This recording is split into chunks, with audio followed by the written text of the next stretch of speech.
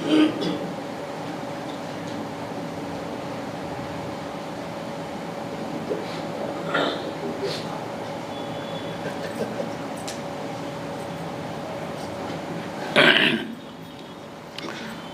அலைக்கும் வரஹ்மத்துல்லாஹி வபரகாத்துஹு. அன்பிற்குரிய சகோதர சகோதரிகளே, திருக்குர்ஆனில் இலக்கிய நயம் என்ற தொடரின் 5வது நாளில் நாம் அமர்ந்திருக்கிறோம். நேற்றைய தினம் நூறுண்டா வெளிச்சம், ஒளி என்ற சொல்லை நபிகள் நாயகம் ஸல்லல்லாஹு அலைஹி வஸல்லம் அவர்களுக்கு அல்லாஹ் பயன்படுத்தியிருக்கிறான். அது ஒளிங்கிறதுக்கு நேரடி அர்த்தம் கொள்ளக்கூடாது. நபிகள் நாயகம் ஸல்லல்லாஹு அலைஹி வஸல்லம் அவர்களை ஒளியாக உருவகப்படுத்தி அல்லாஹ் அந்த வார்த்தையை பயன்படுத்தியிருக்கிறான் என்பதை விரிவான விளக்கத்தோடு நம்ம பார்த்தோம். அதே 100 என்ற வார்த்தையை வேறு சில விஷயங்களுக்கும் அல்லாஹ் பயன்படுத்துகிறான். நம்முடைய குர்ஆன் இருக்கு இல்லையா, குர்ஆனை சொல்லும்போது 100ங்கிறான்ல. நபிகள் நாயகம் ஸல்லல்லாஹு அலைஹி வஸல்லம் அவர்களை 100 என்று வெளிச்சம் என்று சொல்வதைப் போல திருக்குர்ஆனை சொல்லும்போது எப்படி சொல்கிறான்னு கேட்டால் 4வது அத்தியாயத்தில் 174வது வசனத்தில் இருக்கிறது. யா அய்யுஹன்னாசு, மனிதர்களே, கது ஜாஅக்கும் புர்ஹானும் ரப்பிக்கும், உங்களுக்கு உங்கள் இறைவனிடமிருந்து சான்று வந்துவிட்டது. அன்சல்னா இலைக்கும் நூரம் முபீனா, உங்களுக்கு ஒரு தெளிவான ஒரு ஒளியை, பிரகாசத்தை இறக்குறோங்கிறான். ஒளியை இறக்கியிருக்கிறோம் என்று சொல்வது இது குர்ஆனை தான் குறிக்கிறது. அதே மாதிரி 7வது சூறாவில் 157வது வசனத்தில் நபிகள் நாயகம் ஸல்லல்லாஹு அலைஹி வஸல்லம் உடைய தன்மைகளை சொல்லிக்கொண்டே இறுதியாக அதை முடிக்கும்போது ஒத்தபவு அந்நூறல்லதி உன்சிலமாகு, நபிகள் நாயகம் ஸல்லல்லாஹு அலைஹி வஸல்லம் அவர்களுக்கு அருளப்பட்ட அந்த நூறையும் பின்பற்றுகிறார்கள். நபியுடைய தோழர்கள் என்ன செய்கிறாங்கன்னா, நபிக்கு அருளப்பட்ட நூறை, ஒளியை பின்பற்றுகிறார்கள் அப்படிங்கிற வார்த்தையை குர்ஆனுக்கு தான் 100 என்று அல்லாஹ் சொல்லி காட்டுறான். அதே மாதிரி 42வது அத்தியாயத்தில் 52வது வசனத்தில் கதாலிக்கு அவுஹைனா இலைக்க ரூஹமின் அமரினா, நமது உயிரோட்டமான கட்டளையை உனக்கு நாம் இப்படித்தான் அருளி இருக்கிறோம் என்று சொல்லிவிட்டு அதனுடைய தொடர்ச்சியில் உலாக்கின் ஜால்நாகு நூரன் நஹ்தி பிஹி மன்னஷா, நாம் நாடியவர்களுக்கு நேர்வழி காட்டுவதற்காக ஒரு நூறாக, ஒரு ஒளியாக அந்த வஹியை ஆக்கியிருக்கிறோம், உமக்கு அருளிய அந்த வஹியை நூறாக, ஒளியாக ஆக்கியிருக்கிறோம் என்று 52 வசனத்தில் இருக்கிறது. அதே மாதிரி 64வது அத்தியாயம் 8வது வசனத்தில் ஃபாமினு பில்லாஹி, அல்லாஹ்வை நம்புங்கள், ஒரு ரசூலிஹி, அவனுடைய ரசூலை நம்புங்கள், ஒன் நூறில்லதி அன்சல்னா, நாம் இறக்கிய ஒளியையும் நம்புங்கள், வெளிச்சத்தையும் நம்புங்கள்னு இங்கேயும் 100 என்று சொல்வது குர்ஆனை தான் சொல்லுது. நாம் இறக்கிய 100ங்கிறான்ல, நபிகள் நாயகத்துக்கு இறக்கிய 100 என்றால் அது குர்ஆனை தான் குறிக்கிறது. அப்போ இந்த வசனங்கள் எல்லாம் நேற்று அந்த ரசூலுல்லாஹ் ஒளின்னு சொன்னாங்கள்ல, அதை எப்படி தப்பாக புரிஞ்சாங்க என்பதை இதிலேருந்து விளங்கிக்கிறலாம். இதை குர்ஆன் ஒளிங்கிறான, குர்ஆன் ரசூலுல்லாஹ் இப்போ இல்லை, ஒளியாக இருந்தாங்களா இல்லையா நமக்கு பார்க்க முடியாது. குர்ஆன் இப்போ இருக்குதுல்ல, அது ஒளின்னு சொன்னால் நேரடி அர்த்தம் கொடுத்தீங்கன்னா இந்த ஒரு லைட்டு தேவையில்லையே, ஒரு 10 குர்ஆனை கட்டி தொங்க விட்டுறலாமே, வெளிச்சம் வந்துக்கிட்டே இருக்குமே, கரண்ட் பில் வராத, செலவே வராது. அப்போ 100 என்பதற்கு அந்த அர்த்தம் இல்லைங்கிறதுக்கு ரசூலுல்லாஹ்வை சொல்லும்போது அது அவங்கள நம்ம பார்க்க முடியாது, அவங்க வாழ்ந்து அவங்களுடைய காலம் முடிந்து விட்டது. இப்போ ரசூலுல்லாஹ் ஒளியாக இருந்தால் இல்லையாங்கிறத விதண்டாவாதம் பண்ணலாம். குர்ஆனுக்கு என்ன சொல்லுவாங்க, குர்ஆனே எல்லாம் ஒளிங்கிறான், ஒளினா வெளிச்சம்னு அர்த்தம் செய்வாங்களா, செய்ய மாட்டாங்க. ஒளினா என்னன்னு கேட்டால், ஒளி எப்படி சரியான பாதையையும் தவறான பாதையும் தெளிவாக எடுத்து காட்டுமோ அந்த தன்மையில் இந்த குர்ஆன் இருக்கிறது. ஒளியுடைய எல்லா அம்சமும் இருக்காது. ஒளியில் உள்ள முக்கியமான டாபிக் என்னன்னு கேட்டால் பிரித்து அறியுதல் தான். சத்தியத்தையும் நல்லதையும் கெட்டதையும் பிரித்து காட்டக்கூடிய ஒரு தன்மை ஒளிக்கு இருக்கிறது, வெளிச்சத்துக்கு இருக்கிறது. அப்போ இந்த குர்ஆனை அல்லாஹ் ஒளின்னு சொல்வதில் இருந்தால் என்ன வழங்குறோம்னு கேட்டால், இது நேரடி அர்த்தம் கிடையாது, நம்ம அறிவே சொல்லுதில்ல. யாராவது சொன்னாங்கன்னா கொண்டாந்து காட்டு, வெளிச்சம் போட்டு காட்டுன்னுலாமே. குர்ஆனை ஒளியாக இருக்குதுன்னு சொன்னால் அந்த ஒளி அர்த்தம் கிடையாது, நம்ம அறிவே சொல்லுது. ஒளிங்கிறது நேரடியான அகராதி அர்த்தத்தில் இது பயன்படுத்தப்படவே இல்லை, அந்த மக்கள் அப்படி புரிந்து கொள்ளவில்லை, அதுதான் விளங்கிக்கிறோம். அதுபோக இந்த வசனத்திலேருந்து இன்னொரு விஷயமும் இருக்குது. என்னென்னு கேட்டால், குர்ஆன் ஒளின்னு சொல்லும் பொழுது ஒளி விஷயத்தில் யாருக்காவது கருத்து வேறுபாடு, இருட்டில் தான் கருத்து வேறுபாடெலாம் வரும். பளிச்சன் வெளிச்சமாக இருக்கிறதுல ஏதாவது குழப்பம் வருமா?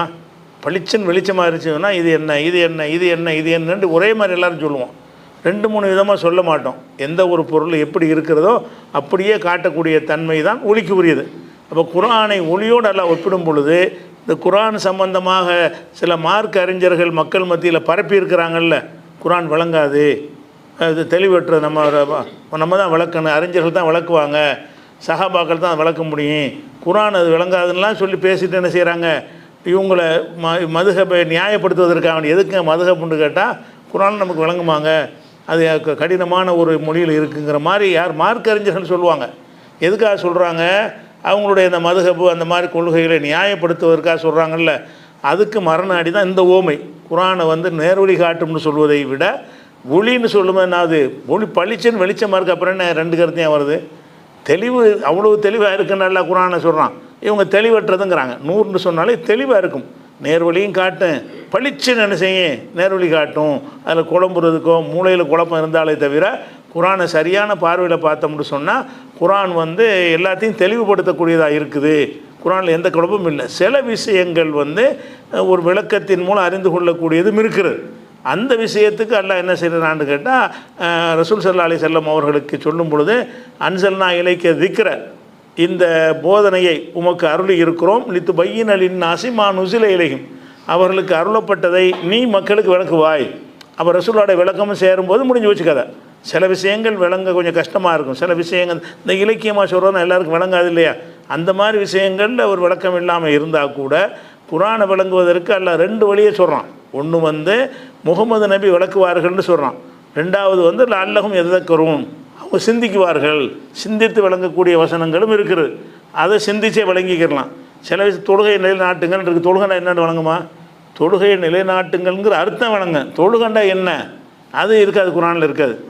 ஜக்காத்து கொடுங்கள்னு இருக்குது, ஜக்காத்துனா என்ன இருக்காது, ஜக்காத்து கொடுங்கள்ங்கிற அந்த சொல்லுக்கும் உங்களுக்கு அர்த்தம் விளங்கிறேன், ஜக்காத்துனா என்ன. அப்போ ரசூல் ஸல்லல்லாஹு அலைஹி வஸல்லம் விளக்குவாங்க, இன்னென்ன பொருளுக்கு இவ்வளவு, ஆட்டுக்கு இவ்வளவு, மாட்டுக்கு இவ்வளவு, தங்கத்துக்கு இவ்வளவு, ரொக்கத்துக்கு இவ்வளவு, விவசாயத்துக்கு இவ்வளவு, புதையலுக்கு இவ்வளோன்னு ஒவ்வொரு வகைக்கும் ரசூல் ஸல்லல்லாஹு அலைஹி வஸல்லம் அவர்கள் விளக்கி சொன்னோன்னு விளங்கிறதா இல்லையா. அப்போ குர்ஆன் வந்து வெளிச்சமாக இருக்கிறது, இந்த வெளிச்சமாக இருக்கிறது என்பதற்கு வந்து ஒரு பூஸ்ட் பண்ணி தரக்கூடியது போடுவோம் வெளிச்சத்தை, அதுக்கு அந்த மாதிரியாக ரசூலுல்லாஹ்வுடைய விளக்கத்தையும் சேர்த்து தந்துடுறான். அப்படி இருக்கிறதுனால இந்த குர்ஆன் வந்து வெளிச்சமாக பளிச்சென்று தெரிகிறது அப்படிங்கிறதுக்கும் இதை எடுத்துக்கணும். உதாரணம் காட்டுறான்ல, ஒளியோடு சேர்த்து உதாரணம் காட்டுறான். ஒளியை காட்டிட்டால் என்ன விளங்கிக்கிறேன்னு, இது குர்ஆன் எனக்கு விளங்காது நம்ம சொல்லவே கூடாது. குர்ஆன் வந்து பல இடங்கள் எல்லாம் என்ன சொல்கிறான்னு கேட்டால், உலகது யஸ்ஸர்னல் குர்ஆன் லிذிக்ரி, இந்த குர்ஆனை சிந்திப்பதற்கு லேசாக்கி வைத்திருக்கிறோம், நீங்கள் நீங்களாக ஒதுங்கிட்டு விளங்கலன்னு போகிறீங்களே தவிர இந்த குர்ஆனை வந்து விளங்குவதற்கு எளிதாக ஆக்கியிருக்கிறோம் என்று தான் அல்லாஹ் சொல்லி காட்டுறான். அதே மாதிரி வந்து ஷஹ்ரு ரமலான் இந்த குர்ஆனை பற்றி சொல்லும் பொழுது, ரமலான் மாதத்தில் இந்த குர்ஆன் அருளப்பட்டதுன்னு சொல்லும் பொழுது பையினாத்தி மினல் ஹுதா, இது வந்து நேர்வழியை தெள்ள தெளிவாக காட்டும், மூடி மறைச்சி மழுப்பலாக காட்டாது, தெள்ள தெளிவாக நேர்வழியை காட்டும் என்றும் இந்த குர்ஆனுக்கு அல்லாஹ் சொல்கிறான். அதுக்கெல்லாம் காரணம் என்னென்னு கேட்டால், அதெல்லாம் அடக்கி இந்த 100 அடங்கியிருக்குது. ஏனென்றால் அது 100 வெளிச்சமாக இருக்கிறது. வெளிச்சமாக இருக்கும் பொழுது எந்தெந்த பொருள் என்னவாக இருக்கிறதோ அதை எப்படி காட்டுமோ அதே மாதிரி எது ஹக்கு, எது பாத்திலு, எது ஹலாலு, எது ஹராமு, எது செய்யத்தக்கது, எது செய்யத்தகாது என்பதை பளிச்சென்று காட்டும். இந்த கருத்தை சொல்வதற்கு தான் அல்லாஹ் என்ன செய்கிறான், ஒளி என்பதோட குர்ஆனை ஒப்பிட்டு உருவகமாக்கி, ஒளியை போலன்னு கூட எல்லாம் சொல்லலை, ஒளியை போலன்னு சொன்னால் ஓமைன்னு வந்துடும்.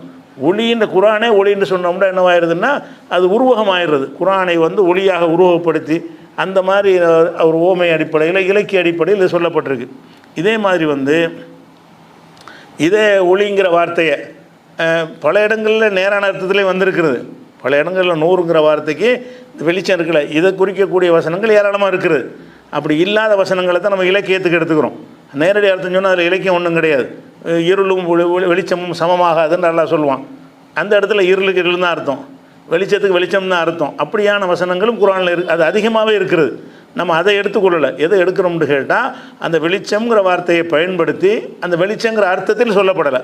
வெளிச்சங்கிற வார்த்தை இருக்கும், அது வெளிச்சத்தை சொல்லாது, மாறாக அதன் தெளிவை சொல்லும். அப்படிங்கிற மாதிரி உள்ளதை தான் எடுத்துக்கிறோம். அந்த மாதிரி ரசூலுல்லாஹ் அல்லாஹ் வெளிச்சம்னு சொல்கிறான், குர்ஆனை அல்லாஹ் வெளிச்சம்னு சொல்கிறான். இது நேரடி அர்த்தம் கிடையாது, வெளிச்சம் அங்கேருந்து வருங்கிற அர்த்தம் கிடையாது. அதே மாதிரி வந்து முந்தைய வேதங்களை சொல்லும் பொழுது 100ங்கிறான். ஏன்னா அது அவன் தானே கொடுக்குறான், அல்லாஹ் தான் இது தர்றான்னு சொல்லும் பொழுது ரசூலுல்லாஹ்வுக்கு மட்டும் வழங்குற மாதிரி கொடுத்துட்டு வேறு நபிமார்களுக்கு கொடுத்தது வழங்காமையாக இருக்கும், அதுவும் பளிச்சென்று தான் இருக்கும். அப்போ வேறு வதன இதை சொல்லும் என்ன செய்கிறான்னு கேட்டால், இன்னும் அன்சல்ன தௌராத்தை நம்ம இறக்கியிருக்கிறோம், ஃபீஹா ஹுதம் வ நூறுன், அதில் வந்து நேர்வழியும் ஒளியும் இருக்கிறது. தௌராத்தில் ஒளி இருக்குன்னா தௌராத்திலேருந்து வெளிச்சம் வரும்னு அர்த்தம் இல்லை. தௌராத்தில் ஒளி இருக்குது என்று சொன்னால் எப்படி குர்ஆன் வந்து பளிச்சென்ற நேர்வழியை காட்டுகிறதோ அந்த மாதிரி தௌராத்தும் வெளிச்சமாகத்தான் நல்லா கொடுத்தான் அப்படிங்கிற அர்த்தத்துக்காக வேண்டி தௌராத்தையும் அப்படி ஒப்பிட்டு அல்லாஹ் சொல்லி காட்டுறான். அதே மாதிரி ஈசா நபியை கொடுத்த இஞ்சிலை பற்றி சொல்லும்போது வாத்தைனாகுல் இஞ்சில், ஈசா நபிக்கு இஞ்சிலை கொடுத்தோம். ஃபீ ஹுதம் வ நூறுன், அதில் நேர்வழியும் நூறு இருக்கிறது, அங்கேயும் வெளிச்சம்ங்கிறான்ல. குர்ஆனுக்கு சொன்ன மாதிரியே தௌராத்திலையும் ஒளி இருக்கிறது, இஞ்சிலையும் ஒளி இருக்கிறது அப்படிங்கிற மாதிரி என்ன செய்கிறான் அல்லாஹ் சொல்லி காட்டுறான். அதே மாதிரி எல்லாம் சொல்லி காட்டுறான், நபியை நீங்கள் கேளுங்கள், மண் அன்சலல் கிதாப் அல்லதி ஜாபிஹி மூசா நூரன், மூசா வந்து ஒரு ஒளியாக கொண்டு வந்தார ஒரு வேதம், அதை யார் அருளியது என்று கேளுங்கள் அப்படின்னு சொல்வதன் மூலமாக மூசா கொண்டு வந்த வேதத்தை வந்து அல்லாஹ் நூறு என்று இங்கே பயன்படுத்துகிறான். அப்போ குர்ஆன் எப்படி நூறு என்கிற ஒரு உவமையோட இலக்கியமாக சொல்லப்பட்டிருக்கிறதோ அது மாதிரி முந்தைய வேதங்களும் ஒளி என்று சொல்லப்பட்டிருக்கிறது. ஆனால் அதில் நம்ம கொஞ்சம் கிளாரிஃபிகேஷன் தேவைப்படுது. ஒளின்னு சொன்ன உடனே அப்போ அது இதே மாதிரி வழிகாட்டுமா இப்போ அப்படின்னு கேட்டால், அந்த தௌராத்து அதே வடிவத்தில் இருந்தால் வழிகாட்டும், இஞ்சில் வந்து அதே வடிவத்தில் இருந்தால் வழிகாட்டும். ஆனால் அந்த தௌராத்து இஞ்சில் அல்ல இறக்குனது ஒளியாக தான் இறக்குனான். நமக்கு ஒரு நல்ல வெளிச்சமான ஒரு பல்பை கையில் தந்த பிறகு அதுக்கு மேலே நீங்கள் தாரை பூசி விட்டால் வெளிச்சம் வரவா செய்யும். உள்ளுக்க இருந்தால் கூட நீங்கள் தார் பூசிட்டீங்கன்னா வெளிச்சம் இல்லாமல் போயிடும். அப்போ நீங்கள் அதை பாதுகாத்து வச்சா தானே வெளிச்சமாக இருக்கும். அதையும் நல்லா சொல்லிடுறான். வேதங்கள் வந்து குர்ஆனை தான் நம்ம பாதுகாத்து வச்சுருக்கோமே தவிர என்ன மாதிரி அருளப்பட்டுச்சோ அதே மாதிரி நம்ம பாதுகாத்து வச்சுருக்கோம். எந்த விதமான கருத்து சிதையும் வராத வகையில் இன்றைக்கு வரைக்கும் மூலப்பெருதி வரைக்கும் பாதுகாத்து வச்சுருக்கோம், மியூசியங்களில் இருக்கிறது. ஆனால் அவங்க என்ன செஞ்சாங்க, தௌராத் இஞ்சில்காரங்க அப்படி மாற்றிட்டாங்க. உதாரணம் இஞ்சில் எடுத்துக்கிடுவோம். இஞ்சில் என்றால் என்ன? இஞ்சில் என்றால் ஈசா நபிக்கு அல்லாஹ் கொடுத்த வேதம். ஈசா நபிக்கு அல்லாஹ் ரசூலுல்லாஹ் கொடுத்த வேதம் குர்ஆன். அப்போ இஞ்சில்ங்கிறது யார்? இஞ்சிலை நாம் கொடுத்தோம்னு அல்லாஹ் சொல்கிறான். இஞ்சில்னா யார்? ஈசா நபிக்கு அல்லாஹ் கொடுத்த வேதத்துக்கு பேர் தான் இஞ்சில். அப்போ இவங்க அந்த புதிய ஏற்பாடுன்னு வச்சுருக்கிறாங்களே அதை போய் இஞ்சில்னு நம்மள்கிட்ட வந்து சொல்லுவாங்க. இஞ்சில் உங்கள் குர்ஆனில் சொல்லப்பட்டிருக்குது, இதான் இஞ்சியில் புதிய ஏற்பாடு வச்சுருக்கோம்ல, இதான் ஈசா நபியை பற்றி உள்ளது, இதான் இஞ்சில்பாங்க. அது எந்த ஒரு அறிவு உள்ளவனு இஞ்சில்னு சொல்ல மாட்டாங்க. ஏன்னு கேட்டால் அந்த இஞ்சில்னு உங்கள் புதிய ஏற்பாடுன்னு சொல்கிறாங்கல்ல, அந்த புத்தகம் வந்து 4 பேர் எழுதினது, முக்கியமான 4 சுவிசேஷம். அதுக்கப்புறமேலே வேறு வேறு அப்போஸ்தலர்கள் எழுதின கடிதங்கள் நிருபங்கள்லாம் இருக்கும். அப்போ மத்தேயு, மார்க்கு, லூக்கா, யோவான் என்று இந்த 4 பேர் எழுதினதுக்கு பேர் தான் புதிய ஏற்பாடுங்கிறது. அந்த புதிய ஏற்பாட்டில் அல்லாஹ் வந்து ஈசா நபிகிட்ட பேசினான்ற மாதிரி விஷயமே இருக்காது. இயேசுவை பற்றி இவங்களுடைய கருத்து தான் அதில் இருக்கும். அதாவது இயேசுக்கு பிறகு இயேசுடைய வரலாறு தான் இது பழைய ஏற்பாடுங்கிறது. அவங்க கேள்விப்பட்ட வகையில் ஒரு வரலாறு கூட குறை இருக்கும். அது மனிதர்கள் எழுதினதே தவிர இயேசுவுக்கு அல்லாஹ் பேசினான்ல, அதுக்கு பேர் தான் இஞ்சில். இஞ்சிலை கொடுத்தோம்னு சொல்கிறான். இந்த பழைய ஏற்பாடு என்பது இயேசுவுக்கு பிந்தில் உண்டாக்குறாங்க. இந்த பழைய ஏற்பாடுங்கிறது இயேசு வந்தாரு அப்படின்னு சொல்லிட்டு போனார் அப்படின்னு ஒரு புஸ்தகத்தை அவங்க காட்ட மாட்டேங்கிறாங்க. பழைய ஏற்பாடு புதிய ஏற்பாடுன்னு சொல்கிறாங்க. புதுசாக என்ன ஏற்படுத்துறதுக்கு என்ன அர்த்தம்னு கேட்டால் இயேசுவுக்கு பிந்தி புதுசாக ஏற்படுத்தணுன்னு தான் அர்த்தம். அதுக்கு இயேசுவுக்கு பிந்தி தான் ஏற்படுத்துகிறாங்க. அப்போ மத்தேயு என்பவர் இயேசுவுக்கு பிந்தி உள்ளவர், மார்க்கு வந்து அவருக்கு பிந்தி வந்தவர், லூக்காங்கிறது இயேசுவுக்கு பிந்தி வந்தவர், யோவான்கிறவர் பிந்தி வந்தவர், அப்போஸ்தலர்னு சொல்கிறாங்கல்ல அவரும் பிந்தி வந்தவர். இவர்களெல்லாம் இயேசுவை பற்றி எழுதினாங்க. என்ன எழுதுனாங்க? அவர் அங்கே போனார், இங்கே பிடினார், மீன் பிடிக்க போனார், தேவாலயங்களுக்கு போனார், பிரச்சாரம் பண்ணாருன்னு அவர் சம்பந்தப்பட்ட விஷயங்களை எல்லாம் கேட்டு நாங்கள் கேள்விப்பட்டவாறு எழுதியிருக்கிறோம்னு அதை துவக்கத்தில் சொல்கிறாங்க. அப்போ வந்து இயேசுவை பற்றி மற்றவங்க எழுதின விஷயங்கள் இஞ்சில் ஆகுமா? இஞ்சிலுக்கிட்ட இஸ்லாமிய பார்வை என்னன்னு கேட்டால் ஈசா நபிக்கு அல்லாஹ் கொடுத்தது. அப்போ நீங்கள் பழைய புதிய ஏற்பாடில் வந்து இப்படி ஒரு வசனமே கிடையாது. எப்படி இயேசுவே அப்படி செய், இயேசுவே அப்படின்னு நல்லா கூப்பிட்றான்ல, முகமதுலாம் கூப்பிட்றான்ல குர்ஆனில், அந்த மூசாவேன்னெலாம் கூப்பிட்றான்ல, அந்த மாதிரியான கூப்பிடுதல் வந்து இவங்க சொல்லக்கூடிய பழைய புதிய ஏற்பாட்டில் இருக்காது. அப்போ இஞ்சில் எங்கே? இஞ்சில தொலைச்சிட்டாங்க. இஞ்சியில் இருந்தால் அது என்னவாயிரும்? அது ஏகத்துவத்துக்குரிய ஒரு நூலாக மாறிடும். இஞ்சில் இருந்துச்சின்னு சொன்னால் அப்படியே குர்ஆனை மெய்ப்பிக்கக்கூடியதாகத்தான் இருக்குங்கிற காரணத்தினால இஞ்சில்ங்கிறது இது அல்ல. நல்லா விளங்கிக்கிறணும். இஞ்சியில் ஒளி வீசுமாண்டா வீசும். அது ஒரிஜினலாக வச்சுருந்தாங்கன்னா இதே தான் அதுலேயும் இருக்கும். குர்ஆனை அந்த இறைவன் தான் தந்திருக்கிறான். அதே தௌஹீது, அதே ஓரிரை கொள்கை, அதே சட்டத்திட்டங்கள், அதே கொள்கை தான் இஞ்சிலையும் இருந்தது. அப்போ இயேசு தன்னை தூதர்னு தான் சொன்னாரே தவிர அல்லாஹ்வுடைய மகன் சொல்லவே இல்லை. ஆனால் இவங்க நினைச்சிட்டாங்க இறைவனுடைய குமாரர்னு காட்டுவதற்குரிய கதைகள்லாம் சேர்த்து எழுதிக்கிட்ட காரணத்தினால இஞ்சியில் இவங்க சொல்கிற பழைய புதிய ஏற்பாட்டில் அந்த நேர்வழி இல்லாத காரணத்தினால் இஞ்சிலுக்கு இல்லைன்னு சொல்லிடக்கூடாது. இன்னும் சொல்ல போனால் இந்த விஷயத்துக்கு வந்து ஒரு கண்டுபிடிச்சாங்க ஒரு சமீபத்தில் கும்ரான்கிற ஒரு மலைப்பகுதி, அதாவது லெபனான்கிற பகுதியில் இருக்கக்கூடிய ஒரு மலைப்பகுதியில் வந்து ஒரு செருப்பு தைக்கிறவர் என்ன செய்கிறாருன்னு கேட்டால் அந்த குகையில் தேடிக்கிட்டு இருக்கும்போது ஒரு மண்பானைக்குள்ளே தோளால் எழுதப்பட்ட சில சுருள்களை சுவடிகள் எடுத்துகிட்டு வர்றாரு. எடுத்துகிட்டு வந்து அதை ஆய்வுக்கு உட்படுத்துகிறாங்க. அதை பெரிய பெரிய கிறிஸ்துவ மிஷினரிகள்லாம் கேள்விப்பட்டு அவர்கிட்ட வந்து அதை கேட்குறாங்க, பெரிய தொகை கொடுத்து வாங்குகிறாங்க. வாங்கி படித்து பார்த்தாங்கன்னு சொன்னால் அது அப்படியே குரானில் உள்ள மாதிரி அதை மறைக்கப்பட்டு இருந்திருக்குது, ஒழிச்சிருக்கிறாங்க. அதனுடைய ஒரு பெருதி கிடைச்சிருக்குது. அதை வந்து படிக்கிறதுக்கு யாரும் கொடுக்க மாட்டேங்கிறாங்க, அந்த அந்த எடுத்த விஷயத்தை கொடுக்க மாட்டேங்கிறாங்க. அது பிபிசியில் ஒரு டாக்குமெண்ட்ரியாக நினைஞ்சு தான் அதை வெளியிட்டான். அந்த குகைக்கு போகிறது, அது எடுக்கிறது, அதில் என்னென்ன இருக்குங்கிற விஷயத்தையெல்லாம் பிபிசியில் ஒரு டாக்குமெண்ட்ரியாக போட்டிருக்கிறோம். அந்த டாக்குமெண்ட்ரியை நம்ம ஆன்லைன் பிஜேயில் நீங்களே பார்க்கலாம், நம்ம வெளியிட்ருக்குறோம். அதை உள்ளே போனீங்கன்னு சொன்னால் சாவு கடல் சாசன சுருள் அப்படிங்கிற தலைப்பில் இந்த விஷயங்கள்லாம் நாங்கள் வெளியிட்ருக்குறோம். அப்போ என்ன செய்கிறாருன்னு கேட்டால் அதில் ஒரு ஆள் படிக்கிறதுக்கு கேட்கும்போது கொடுக்க மாட்டேங்கிறாங்க. அப்புறம் மைக்ரோ ஃபிலிமாக எடுத்து இன்றைக்கி வரைக்கும் அதை பாதுகாத்து வச்சுருக்கிறாங்க. அவர் படிக்கிறதுக்காக ஐஸ்மேன் ஒரு ஆள் எனக்கு அந்த வாய்ப்பு தாங்க படிக்கணும்னு கேட்கும்போது மறுத்துட்டாங்க. கடைசியில் அந்த நூலகத்துக்கு அவர் அதிகாரியாக வர்றாரு. யாருக்கு மறுத்தாங்களோ அவரே அந்த நூலகத்துக்கு அதிகாரியாக வர்றாரு. அப்போ இந்த மைக்ரோ ஃபிலிமில் இருந்ததை எடுத்து படிக்கிறார். படிச்சுட்டு அவர் சொல்கிறாரு, இது வந்து குரானை மெய்ப்படுத்துகிறதுங்கிறார். அது முழுசாக படிச்சுட்டு இதனுடைய கண்டென்ட் உள்ளடக்கம் வந்து குரானை மெய்ப்படுத்துகிறது. அப்போ இது வேண்டாம், இஞ்சில் இருக்க வாய்ப்பு இருக்குங்களாம். இது வேண்டாம், மறைக்கப்பட்டதாக இருக்குது, பழைய காலத்தில் எழுத்துச்சுவடியில் இருக்குது. அது இறைவன் வந்து ஒரு மனிதர்கிட்ட பேசுகிற மாதிரி தோரணையில் இருக்கக்கூடிய ஒரு ஏடு. அப்போ இதுதான் இந்த இஞ்சியில் இருக்கிறதுக்கு வாய்ப்பு இருக்கிறத இஞ்சி அடித்து சொல்ல முடியாது. ஆனால் அது குரானை மெய்ப்படுத்துதுங்கிற வைத்து நம்ம என்ன செய்யலாம், இதை விளங்கலாம். ஆனால் வந்து இதில் வந்து பழைய புதிய ஏற்பாடுன்னு சொல்லக்கூடியது வந்து என்ன கிடையாது, அது வந்து இஞ்சில் கிடையாது. அப்போ இஞ்சிலுக்கு ஒளி இருக்கான இருக்குது. ஆனால் இஞ்சில் எது, அதான் பிரச்சனை. அது இஞ்சிலாக இருந்தால் ஒளி தரக்கூடியதாக இருக்கும். இவங்க சொல்லக்கூடிய இஞ்சில் கிடையாது. அதே மாதிரி தௌராத்துங்கிறோம்ல, தௌராத்துன்னா எதை சொல்லுவாங்கன்னு கேட்டால் புதிய ஏற்பாடுன்னு வச்சுருக்கிறாங்க. சாரி, பழைய ஏற்பாடு. பழைய ஏற்பாட்டில் வந்து 1லேருந்து 5 வரைக்கும் உள்ள அந்த ஆகமத்துக்கு பேர் தான் தோராங்கிறாங்க. தோரான்னா தௌராத். இந்த தோராவை வந்து யூதர்கள் வந்து தௌராத்தை வந்து தோரான்னு சொல்லுவாங்க. தோரான்னா எதுன்னு கேட்டால் ஆதி ஆகமம்னு ஆரம்பித்து அந்த உபாகமம் வரைக்கும் வரக்கூடிய 5 ஆகமம் இருக்கும். 5 சூறா மாதிரி 5 சாப்டர் இருக்கும். இந்த 5 தான் அவருக்குரியது. அதுக்கு பிந்தி உள்ளதெல்லாம் வேறு வேறு நபிமார்களுக்கு உள்ளதுன்னு எழுதி வச்சுருக்கிறாங்க பழைய ஏற்பாட்டில். அந்த 5ஐயும் தோறாங்கிறாங்கல்ல, அது வந்து உண்மையில் மூசா நபி கொடுத்ததான்னு கேட்டால் சில விஷயங்கள் மூசா நபிட்ட இறைவன் பேசின மாதிரி வரும். ஆனால் அதில் நிறைய சேர்த்துருக்குறாங்க, நிறைய கைச்சறுக்கு வச்சுருக்கிறாங்க. எந்த அளவுக்குன்னு சொன்னால் மூசாவுக்கு அருளப்பட்ட அந்த வேதத்தில் உபாகமத்தில் அதனுடைய இறுதியில் வந்து மூசா மரணித்தாருங்கிற விஷயங்கள் வருது. அப்படி வரலாமா? அவருக்கு தான் வேதமே அருளப்படுது. அவருக்கு அருளப்பட்ட வேதத்தில் மூசா மரணித்தாருன்னா வேற ஆள் சொல்கிறாங்க. இப்போ அல்லா சொல்கிற நீ மரணித்தாருன்னு செத்தாட்ட பேச முடியுமா? மூசாவுக்கு தான் அந்த வேதம் கொடுக்கப்படுது. அல்லா பேசுகிறான். அல்லா மூசாட்ட பேசும்போது மூசா செத்துட்டார்னு சொல்லுவானா? மூசா செத்தார்னு இதில் வருது. செத்தது மட்டும் வரல, மூசா செத்ததுக்கு பிறகு அவருடைய சீடராக இருந்த யோசுவா அதன் பிறகு அவருடைய இடத்துக்கு வந்தார், அந்த பதவி வந்தார், 40 நாள் தூக்கம் கொண்டாடினார்கள். இதெல்லாம் வருது யார்? மூசாவுடைய வேதத்தில்.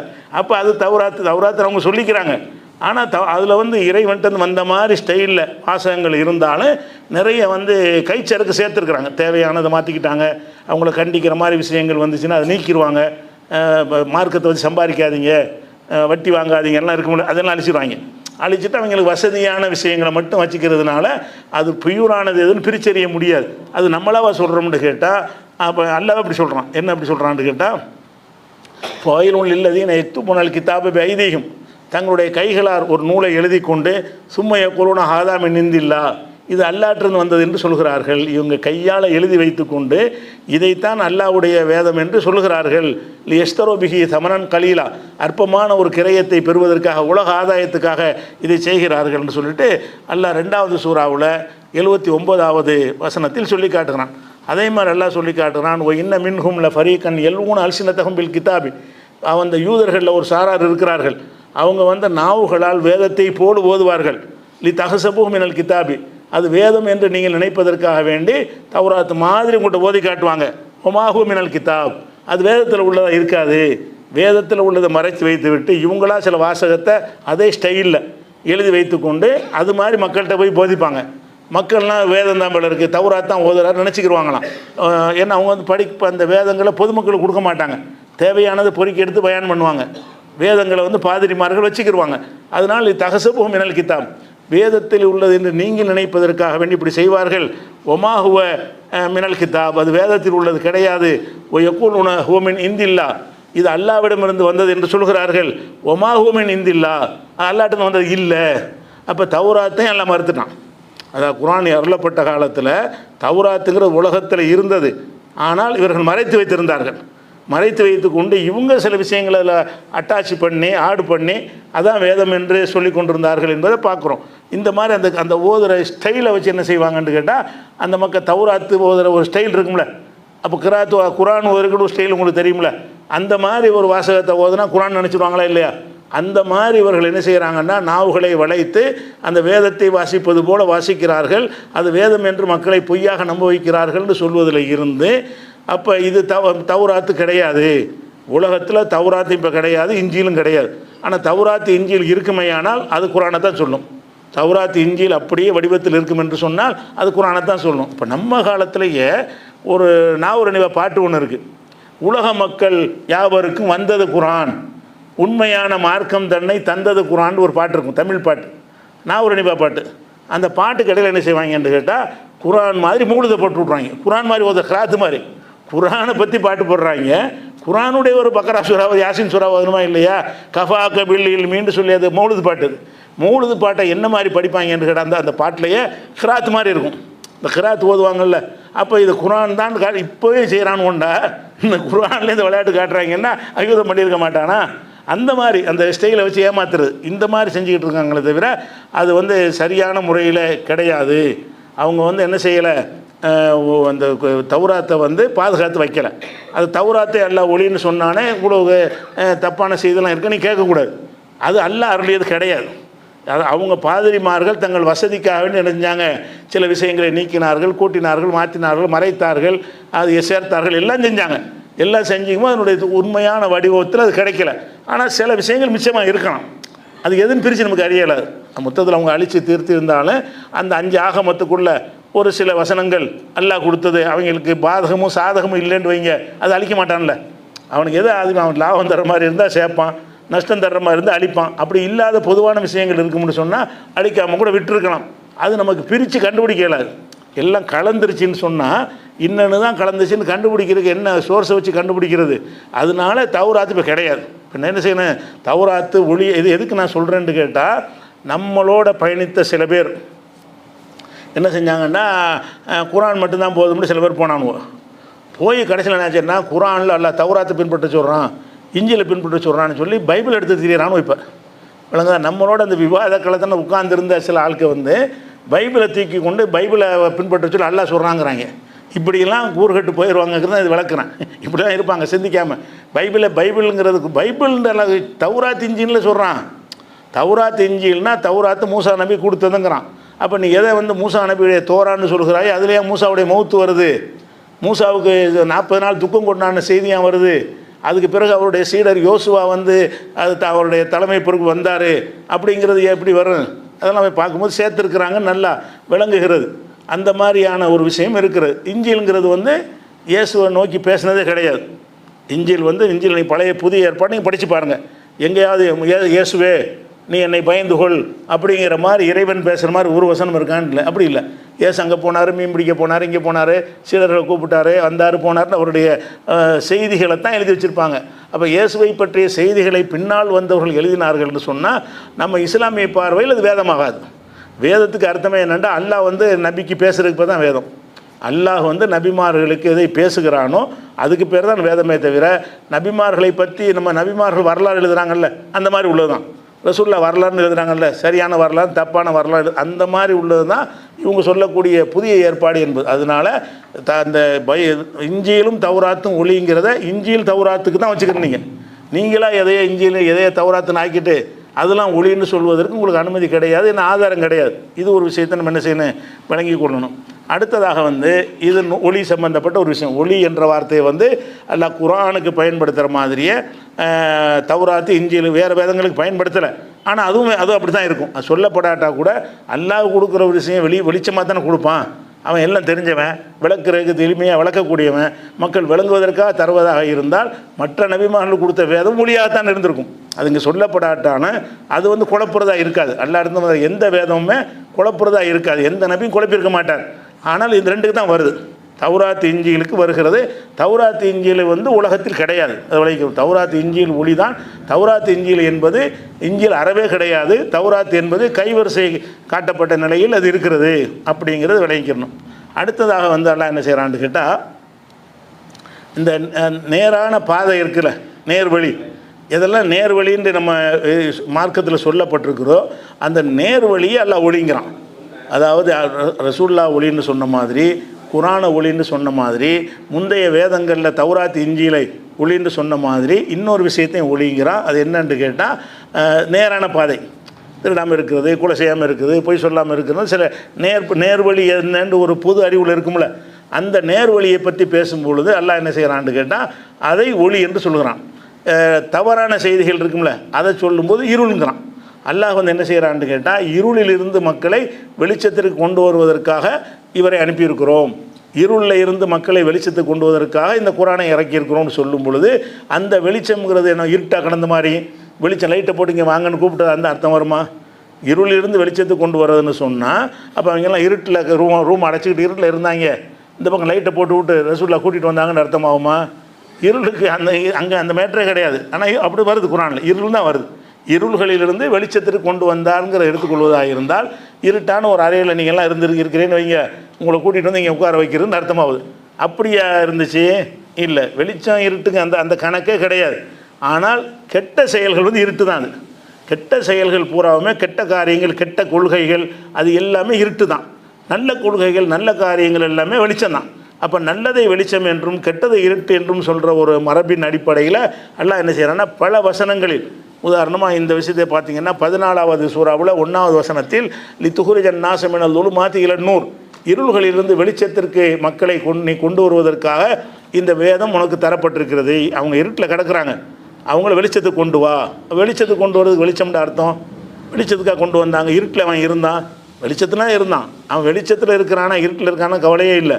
இருட்டில் இருந்துக்கிட்டே நேரான கொள்கையில் இருப்பான், அவன் வெளிச்சத்தில் இருக்கிறான். வெளிச்சத்தில் இருந்துக்கிட்டே தப்பான கொள்கையில் இருப்பான், அவன் இருட்டில் இருக்கிறான்.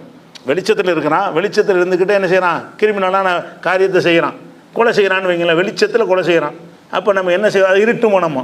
ஆனால் பார்வை வெளிச்சம்தான். வெளிச்சத்தில் செய்கிறான், வெளிச்சத்தில் என்ன செய்கிறான்? கொலை செய்கிறான். வெளிச்சத்தில் திருடுறான், அது வந்து இருட்டு. அது நீ வெளிச்சத்தில் திருடினாலும் நீ வந்து இருட்டில் தான் இருக்கேன்னு அர்த்தம். அதே நேரத்தில் இருட்டில் உட்காந்துக்கிட்டு சுப்ஹானல்லாஹ் அல்ஹம்துலில்லாஹ்னு ஒருத்தன் சொல்கிறான் இருட்டில், அது வெளிச்சத்தில் இருக்கான். அவன் இருட்டில் இருந்துக்கிட்டு துவா செய்கிறான், இறைவா எனக்கு பாவத்தை மன்னிச்சிருங்கிறான். இவன் வெளிச்சத்தில் இருக்கிறான். அவன் இருட்டில் இருந்தாலும் சரி, வெளிச்சத்தில் இருந்தாலும் சரி, செய்யும் காரியங்களை வைத்து இருள் என்றும் வெளிச்சம் என்றும் பிரிக்கிற ஒரு தன்மை வைத்து அல்லாஹ் என்ன செய்கிறான்னா 14:1 வசனத்திலையும், அதே மாதிரி வந்து 2:257 வசனத்தில் எப்படி காட்டுறான்னு கேட்டால், அல்லாஹ் வலியுள்ளது நாமனும், அல்லாஹ் தான் மூமின்களுக்கு பொறுப்பாளனாக இருக்கிறான். யுஹ்ரிஜுஹும் மினல் லுலுமாத்தி இல நூர், அவர்களை வந்து இருள்களிலிருந்து வெளிச்சத்திற்கு வெளிப்படுத்தி கொண்டு வருகிறான். இருட்டில் இருந்த மக்களை கல் மண் கழுத குதிரைலாம் கடவுள்னாங்க, அது இருட்டு. ஒரு இறைவன் தான் இருக்கிறாங்கிற வெளிச்சம் இருட்டில் இருக்கிற மக்களை வெளிச்சத்துக்கு கொண்டு வருதுங்கிறது இதானே தவிர வெளிச்சங்கிற நேரடி இடத்தும் கொடுக்க இயலாது, நேரடி எடுத்து சொல்லப்படவே கிடையாது. அது ஒரு விஷயம். இது வந்து 14:1 இது 2:257. அதே மாதிரி வந்து 33-43 வசனத்தில் ஹுவல்லதி யுஸல்லி அலைக்கும் மலாயிகத்து, அவனும் மாணவர்களும் உங்களுக்கு அருள் செய்கிறான், வானவர்கள் உங்களுடைய அருளுக்காக பிரார்த்தனை செய்கிறார்கள். எதற்காக என்றால் லியுஹ்ரிஜக்கும் மினல் லுலுமாத்தி இல நூர், இருள்களிலிருந்து உங்களை வெளிச்சத்திற்கு கொண்டு வருவதற்காக. அதே மாதிரி வாசகத்தை இங்கேயும் பயன்படுத்துகிறான். அதே மாதிரி வந்து 65-11 வசனத்தில் எல்லாம் சொல்லி காட்டுகிறான். லியுஹ்ரிஜ் அல்லதீன ஆமனு அமிலு சாலிஹாத்தி, நம்பிக்கை கொண்டு நல்லறங்கள் செய்த மக்களை மினல் லுலுமாத்தி இல நூர், மின்னல் துலுமாத்தி இல நூறுங்கிற வாசகத்தெல்லாம் தேடி எடுத்துருங்க. எல்லாமே அதுதான், இருள்களிலிருந்து வெளிச்சத்திற்கு கொண்டு வருவதற்காக வேண்டி இந்த அல்லாஹ் வந்து என்ன செய்ய ரசூல் அனுப்பி வைத்தான் அப்படிங்கிற ஒரு விஷயம் 65-11 இருக்கிறது. அதே மாதிரி வந்து அந்த எதிரிகள் வந்து எப்படியா இஸ்லாத்தை அழிக்கலான்னு பார்த்தாங்க. இஸ்லாம் மொழி தானே, நேர்வழிங்கிறது இஸ்லாமும் வெளிச்சம் தான். அவங்க இஸ்லாத்தை அழிக்கிறதுக்கு முயற்சி பண்ணதை பற்றி அல்லாஹ் பேசும் பொழுது அல்லாஹ்வுடைய ஒளியை அணைக்க பார்க்குறார்கள்னு அல்லாஹ் சொல்கிறான். அந்த இடத்துல எதை குறிப்பிடுதுன்னா இஸ்லாமே சொல்லுது. யுரீதுன லியுத்ஃபிஉ நூரல்லாஹி பி அஃப்வாஹிஹிம், அல்லாஹ்வுடைய வெளிச்சத்தை வாய்களால் ஊதி அணைக்க ஒரு நாடுகிறார்கள். ஒயபல்லாஹு இல்லா யுத்திம்ம நூரஹு, அல்லாஹ் தன்னுடைய ஒளியை முழுமையாக்கியே தீர்வான், இவங்களால் அணைக்க முடியாது அப்படின்னு சொல்லுவது வந்து இஸ்லாம் மார்க்கத்தை என்ன செய்கிறான்னா ஒளியாக ஒப்பிடுகிறான். அந்த எப்படிப்பட்ட ஒளின்னு சொன்னால் ஊதி அணைக்க முடியாத ஒளி. ஒளியில் சும்மா மண்ணெண்ணெய் விளக்கு கிடையாது, ஊதினால் அணைக்க முடியாது. பயங்கரமான ஜுவாலையை விட்டு எரியக்கூடிய, ஊதினால் அணைக்க முடியாத இருக்கக்கூடிய ஒரு வெளிச்சம். அப்படி ஒரு வெளிச்சத்தை நான் தந்திருக்கும் பொழுது நீ அதை ஒழிக்க நினச்சின்னு சொன்னால் நெருப்பை நெருப்பை ஊதி அணைக்கிறதுக்கு சமமானதுங்கிறது எல்லாம் சொல்லி காட்டுறான். அப்போ இவங்க வாயினால் ஊதி அணைச்சாங்க, இஸ்லாத்துக்கு எதிராக பூண்டுகிட்டு இருந்தாங்க எல்லாரும் இல்லை தானே. அவங்க வாயால் ஊதவும் கிடையாது, அல்லாமல் என்ன செய்யலை வெளிச்சத்தை கொண்டாந்து காட்டவும் கிடையாது. அது இஸ்லாத்தை அழிக்க நினைக்கிறான்ல, அந்த செயல் எது மாதிரி இருக்குன்னு கேட்டால் ஒரு பெரிய நெருப்பை போய் பூண்டு ஊதுனான்ல அது மாதிரி இருக்குது. அடே ஊதுனான்னு கொஞ்சம் பற்றி தெரியுமாடா, பெரிய நெருப்பில் சின்ன நெருப்பை தான் ஊதுனா அணைக்க முடியும். பெரிய நெருப்புகளாக இருந்துச்சுன்னா பெரிய கல்யாண சமையல் செய்யக்கூடிய பெரிய அண்டாவில் அடுப்பு வச்சு இறக்கிறான்னு வைங்க, அதில் ஊதி விட்டு அணையுமா அது? இன்னும் கொஞ்சம் பற்றி தெரியுமா? அப்போ பெருநெருப்பு இஸ்லாம்ங்கிறது ஒரு பெருநெருப்பு.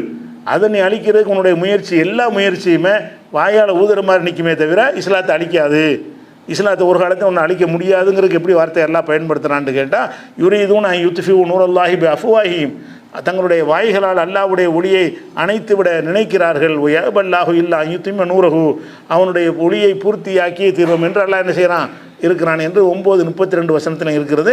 இதே கருத்து 61:8 இருக்கிறது. யுரீதுன யுத்ஃபிஉ நூரல்லாஹி பி அஃப்வாஹிஹிம், தங்களுடைய வாய்களால் அல்லாஹ்வுடைய ஒளியை அணைத்து விட பார்க்கிறார்கள் அப்படின்னு சொல்லி இங்கே அல்லாஹ் இஸ்லாத்தை ஒளிங்கிறான். எதையெல்லாம் ஒளிங்கிறான், நேர்வழியே ஒளின்னு சொல்கிறான். இஸ்லாம்ங்கிற ஒரு டோட்டல் மார்க்கத்தை அல்லாஹ் என்ன செய்கிறான்னு கேட்டால் அதை ஒரு ஒளி மாதிரி ஒப்பிடுறான். எப்படிப்படி பேரொளியாக ஒப்பிடுகிறான். பேரொளியாக இருக்கிற ஒன்றை வந்து நீங்கள் ஊதிலாம் அணைக்க முடியாது. அப்போ அது ஊதி அணைக்கக்கூடிய சக்தி உங்கள்கிட்ட கிடையாது. ஆனால் நீங்கள் முயற்சி பண்ணுறீங்க இஸ்லாத்தை அழிப்பதற்காக எல்லாம் பண்ணுறீங்க. ஆனால் சொன்னபடி என்ன செஞ்சு இஸ்லாத்தை அவங்க அழிக்க முடியலையில. ஒரு மனிதர் எழுத பிடிக்க தெரியாத ஒரு மனிதரை கொண்டு ஆரம்பித்த அந்த இஸ்லாம் வந்து ஒட்டுமொத்த அரபு தீபகற்பத்தை முழுசையும் ரசூல்லா காலத்தில் வென்றெடுத்தாங்களே இல்லையா? அதுக்கு பிறகு அபூபக்கர் உமருடைய காலத்தில் ஒட்டுமொத்த பாதி உலகத்துக்கு மேலே இந்த இஸ்லாம் போணுச்சே தவிர அவங்களை இஸ்லாத்தை அழிக்க முடியலை. அழிப்பதற்குரிய எல்லா விதமான முயற்சியும் பண்ணார்கள். அல்லாஹ் முழுமையாக்கியே தீர்வான் என்று சொன்னானே இல்லையா? அந்த நெருப்பு இன்னைக்கும் ஊதி அழைக்கப்படலை. இன்னைக்கு வரைக்கும் என்ன செய்கிறது, 250 கோடி உலகத்தில் வாழ்ந்து கொண்டிருக்கிறார்கள்னா பேருக்கு உள்ளவனெல்லாம் கழிச்சிட்டு பார்த்தா கூட ஒரு 50 கோடி பேராது ஒழுங்கான இஸ்லாத்தில் இருப்பானே இல்லையா? சரியாக புரிந்தவன் இருப்பான்ல. அவ்வளோ பேர் இஸ்லாத்தின் பக்கம் இருக்கும்போது எப்படி ஒன்றால் அழிக்க முடியும்? இன்றைக்கி அழிக்க முடியலை, இன்னும் வளர்ந்துக்கிட்டு தான் இருக்கிறது. எந்த வளர்ந்துக்கிட்டு இருக்குன்னு சொன்னால் மேற்கத்திய ஐரோப்பிய நாடுகள்லாம் சொல்கிறாங்க 2050 அமெரிக்கா இஸ்லாமிய நாடாயிரும், பிரிட்டன் இஸ்லாமிய நாடாயிரும், மேற்கத்திய பல நாடுகள் ஜெர்மனி இஸ்லாமிய நாடாயிரும். வளர்ச்சியை பார்க்கும் பொழுது 2050 தான் கணக்குங்கிறாங்க. இன்னொரு 24 வருஷம் தான் இருக்குது. இன்னும் 24 வருஷத்தில் வந்து எல்லாம் முஸ்லீம் நாடாக மாறிடுங்கிற அளவுக்கு அதனுடைய வளர்ச்சி தாறுமாறாக இருக்குது. பிற கிறிஸ்தவ தேவாலயங்கள்லாம் என்ன செய்கிறது, ஆட்கள் வராமல் பூட்டி போட்டு சீட்டாட கிளப்புகளுக்கு கொடுத்துருக்குறாங்க, சூதாட கிளப்புகளுக்கு வாடகை விட்டுருக்குறாங்க. அதாவது தேவனை வழிபடுவதற்காக கட்டின ஆலயங்கள் எல்லாம் மேற்கத்திய நாடுகளில் வந்து வேறு கேளிக்கை நடத்துவது, டான்ஸ் நடத்துவது, அது மாதிரியான மதுபானங்கள் அருந்துவது, சூதாட்ட அதுக்குரியதாக போயிடுச்சு. இன்னும் சில வழிபாட்டு தலங்களை வந்து விற்கிறாங்க, முஸ்லீம்கள் விலை கொடுத்து வாங்கி பள்ளிவாசலாக்கி வச்சுருக்கிறாங்க. அவங்க விற்கிறாங்க, முஸ்லீம்கள் விலை கொடுத்து வாங்கி அதை பள்ளிவாசல் ஆக்குறாங்கன்னா என்ன அர்த்தம்? ஊத முடியலை ஒன்றால்.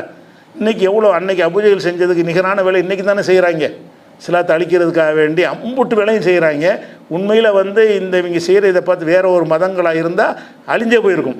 இவங்க செய்யக்கூடியது அடிக்கிறாங்க, மாடு திண்டா அடிக்கிறாங்க, தொலைப்போனால் அடிக்கிறாங்க, எதுக்கு எடுத்தால் குண்டை போட்டு லட்சக்கணக்கான பேரை கொள்கிறாங்க. இப்படி செய்யும் பொழுது இதுக்கு பயந்துக்கிட்டு எல்லாம் ஓடி போயிடுவானே.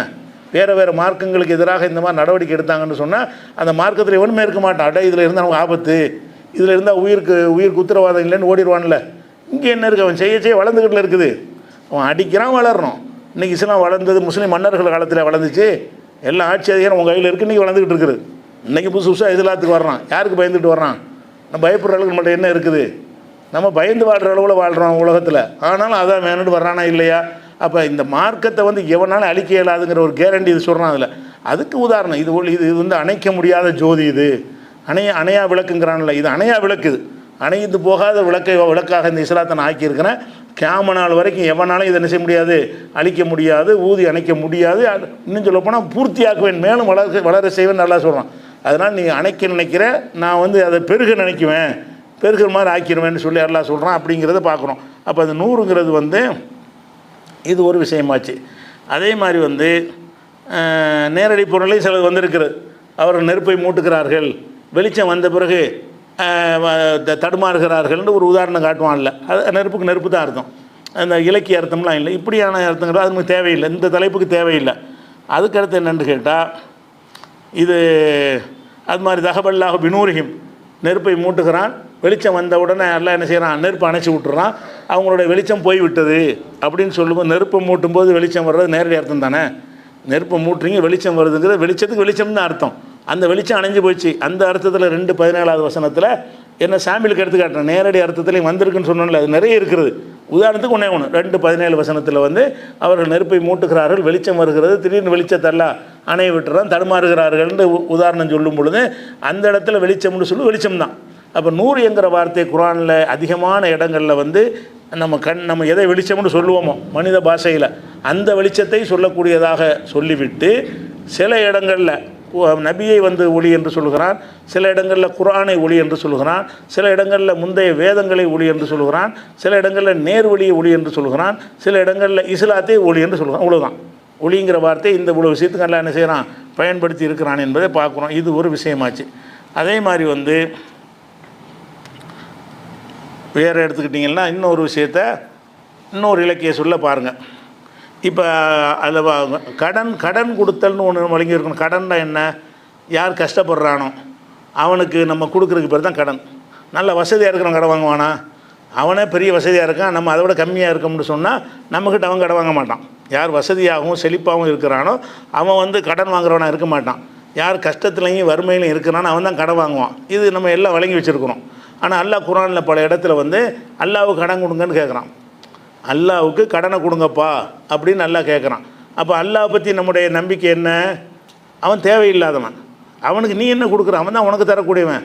அல்லாஹ் வந்து கனிங்கிற, அல்லாஹ்வுக்கு கனின்னு ஒரு பேர் இருக்குது. அல்லாஹ்வுடைய அந்த அஸ்மாவுல் ஹுஸ்னா அழகிய திருநாமங்களில் கனின்னா வசதி படைத்தவன், செல்வந்தன், எந்த தேவையும் இல்லாதவன் அப்படிங்கிற அர்த்தம் உள்ளது கனிங்கிற வார்த்தை. அப்போ கனிங்கிறது அல்லாஹ்வுடைய ஒரு சிவத்தாக குர்ஆனில் சொல்லப்படுது.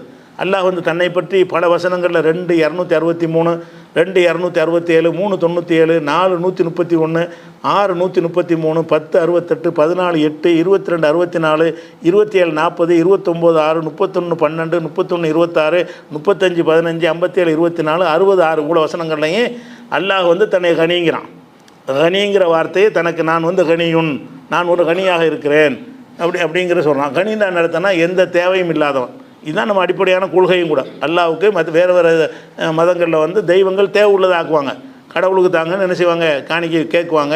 கடவுளுக்கு என்னத்தையாவது கொண்டு போய் கொடுத்தா தான் நீங்கள் வழிபாடை செய்ய முடியும். சும்மா ஒன்றுமுன்னா வருமானம் போய் நீங்கள் செய்ய முடியாது. என்னத்தையாவது கடவுளுக்கு கொண்டு போகணும், கடவுள் பேரை சொல்லி மனசை எடுத்துக்கணும், அது ஒரு விஷயம். ஆனால் கடவுளுக்கு தேவைன்னு நினச்சி தான் கொண்டு போகிறாங்க. அப்படிலாம் இருக்கும்போது இஸ்லாம் மட்டும் என்ன சொல்லுதுன்னு கேட்டால், கனி, அவன் எந்த தேவையும் இல்லவன்.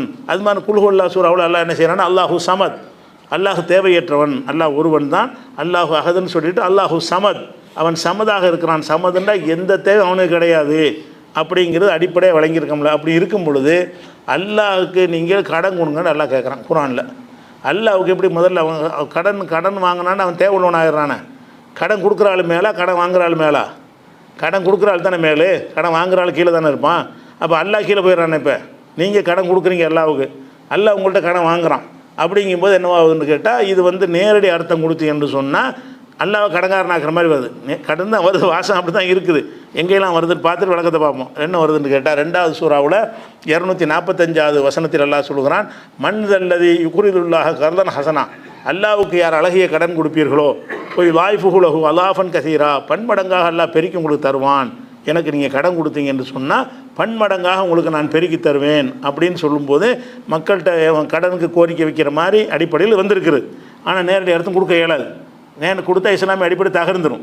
அல்லாஹ் மனுஷன்ட்ட கடன் வாங்குறான்னா இப்போ பேசிக்காக அடிஞ்சு போச்சே, சிலத்தில் அல்லாஹ் எப்படி கடன் வாங்குவான் அப்படி வந்துடுது. அதே மாதிரி வந்து 5வது சூராவில் 12வது வசனத்தில் வந்து எல்லாம் சொல்லி காட்டுறான், நீங்கள் தொழுகை நிலைநாட்டி வாத்தைத்தும் ஜக்காத்தையும் கொடுத்து வாமன்தும் பிருசுலி எனது தூதர்களை நம்பி வசர்த்து முகம் அந்த தூதர்களை கண்ணியப்படுத்தி அக்ரல்த்து முல்லாக கர்லன் ஹசனா அல்லாவுக்கு ஒரு அழகான கடனையும் கொடுப்பீர்களே ஆனால் லவ் கஃபிரன் அன்கும் செய்யாத்திக்கும் உங்களுடைய தீமைகளை நன்மையாக மாற்றி விடுவேன். இவ்வளோ காரியம் செய்யும் பொழுது அதனுடைய லிஸ்ட்டில் ஒரு விஷயம் என்னன்னு கேட்டால் கடன் கொடுக்குறது.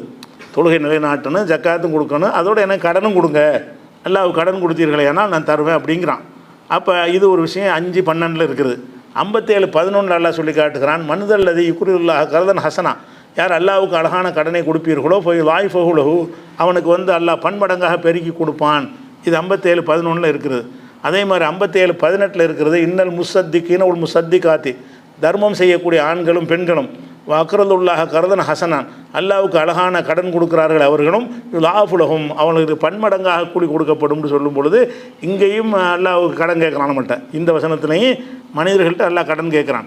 அதே மாதிரி 64:17 வசனத்தில் இன் துக்ரிதுல்லாஹ் கர்தன் ஹசனா, நீங்கள் அல்லாவுக்கு அழகான கடனை கொடுப்பீர்களே ஆனால் லாய்ஃபுலக்கும் உங்களுக்கு பன்மடங்காக தருவான், யகஃபிர்லக்கும் உங்களை மன்னிப்பான். இதுலேயும் 64:17 வசனத்துலேயும் கடன் கேட்குறான்லாம்.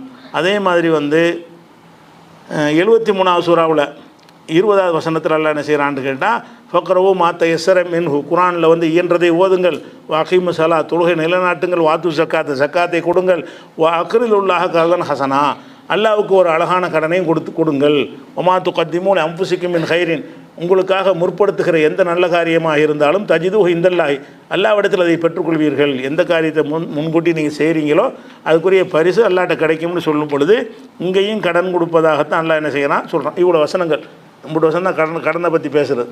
அப்போ இந்த இடங்களில் எல்லாம் கடனோடு ஒப்பிடுறான். எதை ஒப்பிடுறான்?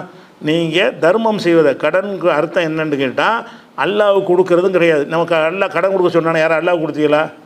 அல்லாஹ் வாங்கினா நம்மகிட்ட அல்லாஹ் கடன் கொடுக்கன்னு கேட்குறான். நம்ம அதுக்காக நம்ம என்ன செய்கிறோம்? ஏழைக்கு கொடுக்குறோம், ஏழை பாளையலுக்கு தர்மம் செய்கிறோம். அந்த ஏழைக்கு நீங்கள் கொடுக்குற தர்மத்தை அல்லாஹ் என்ன செய்கிறான்னு கேட்டால் கடன்கிறான். நீங்கள் ஏழைக்கு தர்மம் செய்கிறீங்க. அப்போ இந்த கடன் சொல்கிறதுக்கு அர்த்தம் என்னன்னு கேட்டால் கடன் என்பதில் 2 விஷயம் இருக்குது. கடன் என்பது ரிட்டர்ன் வந்துடும், என்ன இருந்தாலும். அவன் மோசடிக்காரன் இருந்தால் அவர் அது ஒரு விஷயம். நல்ல மனுஷனாக இருந்தால் கடன் தான் என்னது என்ன இழக்கிறேன்னு நினச்சிடாத, திருப்பி உனக்கு வரப்போகுதுப்பா. அந்த தர்மம் செய்கிற தூண்டுவதற்கு அல்ல என்ன செய்கிறான்னா கடனுடைய முக்கியமான அம்சம்னு கேட்டால் தர்மம் கொடுக்குற மாதிரி கிடையாது. கடனுக்கு ரிட்டர்ன் வந்துடும். 1 லட்ச ரூபா தான் கேட்குறாங்க, அடுத்த வாரம் உங்களுக்கு தந்துட போகிறான். அப்போ நீ ஏன் இப்போ என்ன வந்துட்டது என் போகுதுன்னு நினைக்கிற? போனதான் திருப்பி வந்துருமே, போன கடன் திருப்பி வந்துருங்கிறதுனா கடனுடைய அம்சம் அதான். கடன் சொன்னாலேயே நம்மளை விட்டு போகுதுன்னு அர்த்தம் கிடையாது. அப்போ நீங்கள் காசு பணத்தை முடித்து வச்சுக்கிற ஆளுக்கு கொடுக்காமல் இருக்கிறாங்கல்ல, அதுக்கு முக்கியமான காரணம் என்னன்னு கேட்டால் நம்ம இழக்கணும்னு நினைக்கிறாங்க. 1 லட்ச ரூபா வச்சுருந்தா 10,000 போச்சா 90,000 தானே இருக்குது அப்படின்னு நினைக்கிறான். இல்லைடா அது அவன் திரும்பி வரும்டா அப்படின்னு சொன்னால் அவனுக்கு என்ன வராது, அந்த சுருக்கி வைக்க மாட்டான், கஞ்சத்தனம் பண்ண மாட்டான். இப்போ கஞ்சத்தனம் பண்ணாமல் இருக்கிறது அந்த தன்மையை கருத்தில் கொண்டு எல்லாம் என்ன செய்கிறான்னு கேட்டால் கடன் தான் முழு கடன் அப்படி கிடையாது. கடனில் உள்ள ஒரு அம்சத்தை எல்லாம் எடுத்துக்கிறான். இந்த உதாரணங்கள் அப்படி தான் காட்டுவாங்க. சிங்கத்துக்கு சொன்ன மாதிரி தான். ஒரு மனிதனை சிங்கம்னு சொன்னால் அது உள்ள எல்லாத்தையும் பார்க்க மாட்டோம்ல. பிடரி எங்கே, விஷப்புள்ளி எங்கே, கோரப்புள்ளி எங்கே, நகம் எங்கன்னு கேட்போம். அது வீரம்ங்கிறத மட்டும் பிரித்து எடுத்துக்கிறோமா இல்லையா? அல்லாஹ் கடனுக்கு எது ஒப்பிடுறான்னு கேட்டால் கடனுக்கு ரிட்டர்ன் உண்டு. விளங்குதா? நீ அல்லாஹ்வுக்கு கொடுக்குறதுக்கு ரிட்டர்ன் உனக்கு தருவேன், நீ அவனுக்கு கொடுக்குற, நான் உனக்கு ரிட்டர்ன் தருவேன். நீ ஏழை பாளையலுக்கு நல்ல காரியத்துக்கு செலவு செய்தால் அதுக்கு கூலி நான் உனக்கு திருப்பி தருவேன், பன்மடங்காக தருவேன். எனக்கு ஒரு வட்டி மாதிரி, இஸ்லாத்தில் வட்டி கிடையாது, ஆனால் அல்லாஹ் வட்டி தருவான். அவனுக்கு தான் அவன் தருவான், அள்ளி தருவான். நீ 1 கொடுத்தா 10 700 மடங்கு தருவாங்கிறான். அப்போ நீ கொடுத்தீன்னு சொன்னால் பெரிய அளவுக்கு லாபத்தோடு உள்ளது அவனுக்கு ரிட்டர்ன் வரப்போகுதுன்னு நல்லா சொல்கிறான்ல. அந்த ஒரு அம்சத்துக்கு தான் கடன் சொல்லப்படுது. கடனுக்கு கடனுடைய அர்த்தமே வச்சு அல்லாஹ் கடன் கேட்குறான், பாவம் கஷ்டப்படுறான், பார்த்து ஏதாவது செய்யுங்க, ரொம்ப சிரமப்படு அப்படின்னு சொல்லுவோமா? அப்படி ஒருத்தவங்க முஸ்லீமாக இருக்க மாட்டான். அப்படி அந்த அர்த்தத்துக்கு யாருமே கொடுக்க முடியாது. யாருமே அந்த கடன் நம்ம சொல்லி கொண்டாலே அதுக்கு தான் அல்லாஹ் வெறும் கடன் சொல்லாமல் அழகிய கடன்கிறான். இதுக்கு பேர் தான தர்மங்கள் செய்வது அல்லாஹ்வுக்கு கொடுக்கக்கூடிய அழகான கடன். எதுக்கு அழகான கடன்கிறான்? கன்ஃபார்ம் ரிட்டர்ன் ஆயிரும் உனக்கு. அது எப்படி ரிட்டர்ன் ஆகும்? 1க்கு 700. அது உதாரணம் அப்படி சொல்கிறான். நீங்கள் தர்மம் செய்கிறவங்களுக்கு உதாரணம் என்னென்னு கேட்டால் ஒரு விதை, ஒரு நெல்லோ ஒரு கோதுமையோ ஒரு விதை இருக்குது. அதை மண்ணில் போட்டு புதைக்கிறீங்க. புதைச்ச உடனே என்ன செய்யுங்க, அந்த ஒரு விதை ஒரு 7 கதிர்கள் முளைக்க, ஒரு விதை தான் போட்டிங்க, அதுலேருந்து நெல் கதிர் முளைச்சி என்ன செய்யும், 7 கதிர்கள் இருக்கும். 7 கதிரில் ஒவ்வொரு கதிரெலாம் எண்ணி பார்த்தீங்கன்னு சொன்னால் 100 நெல் இருக்கும்.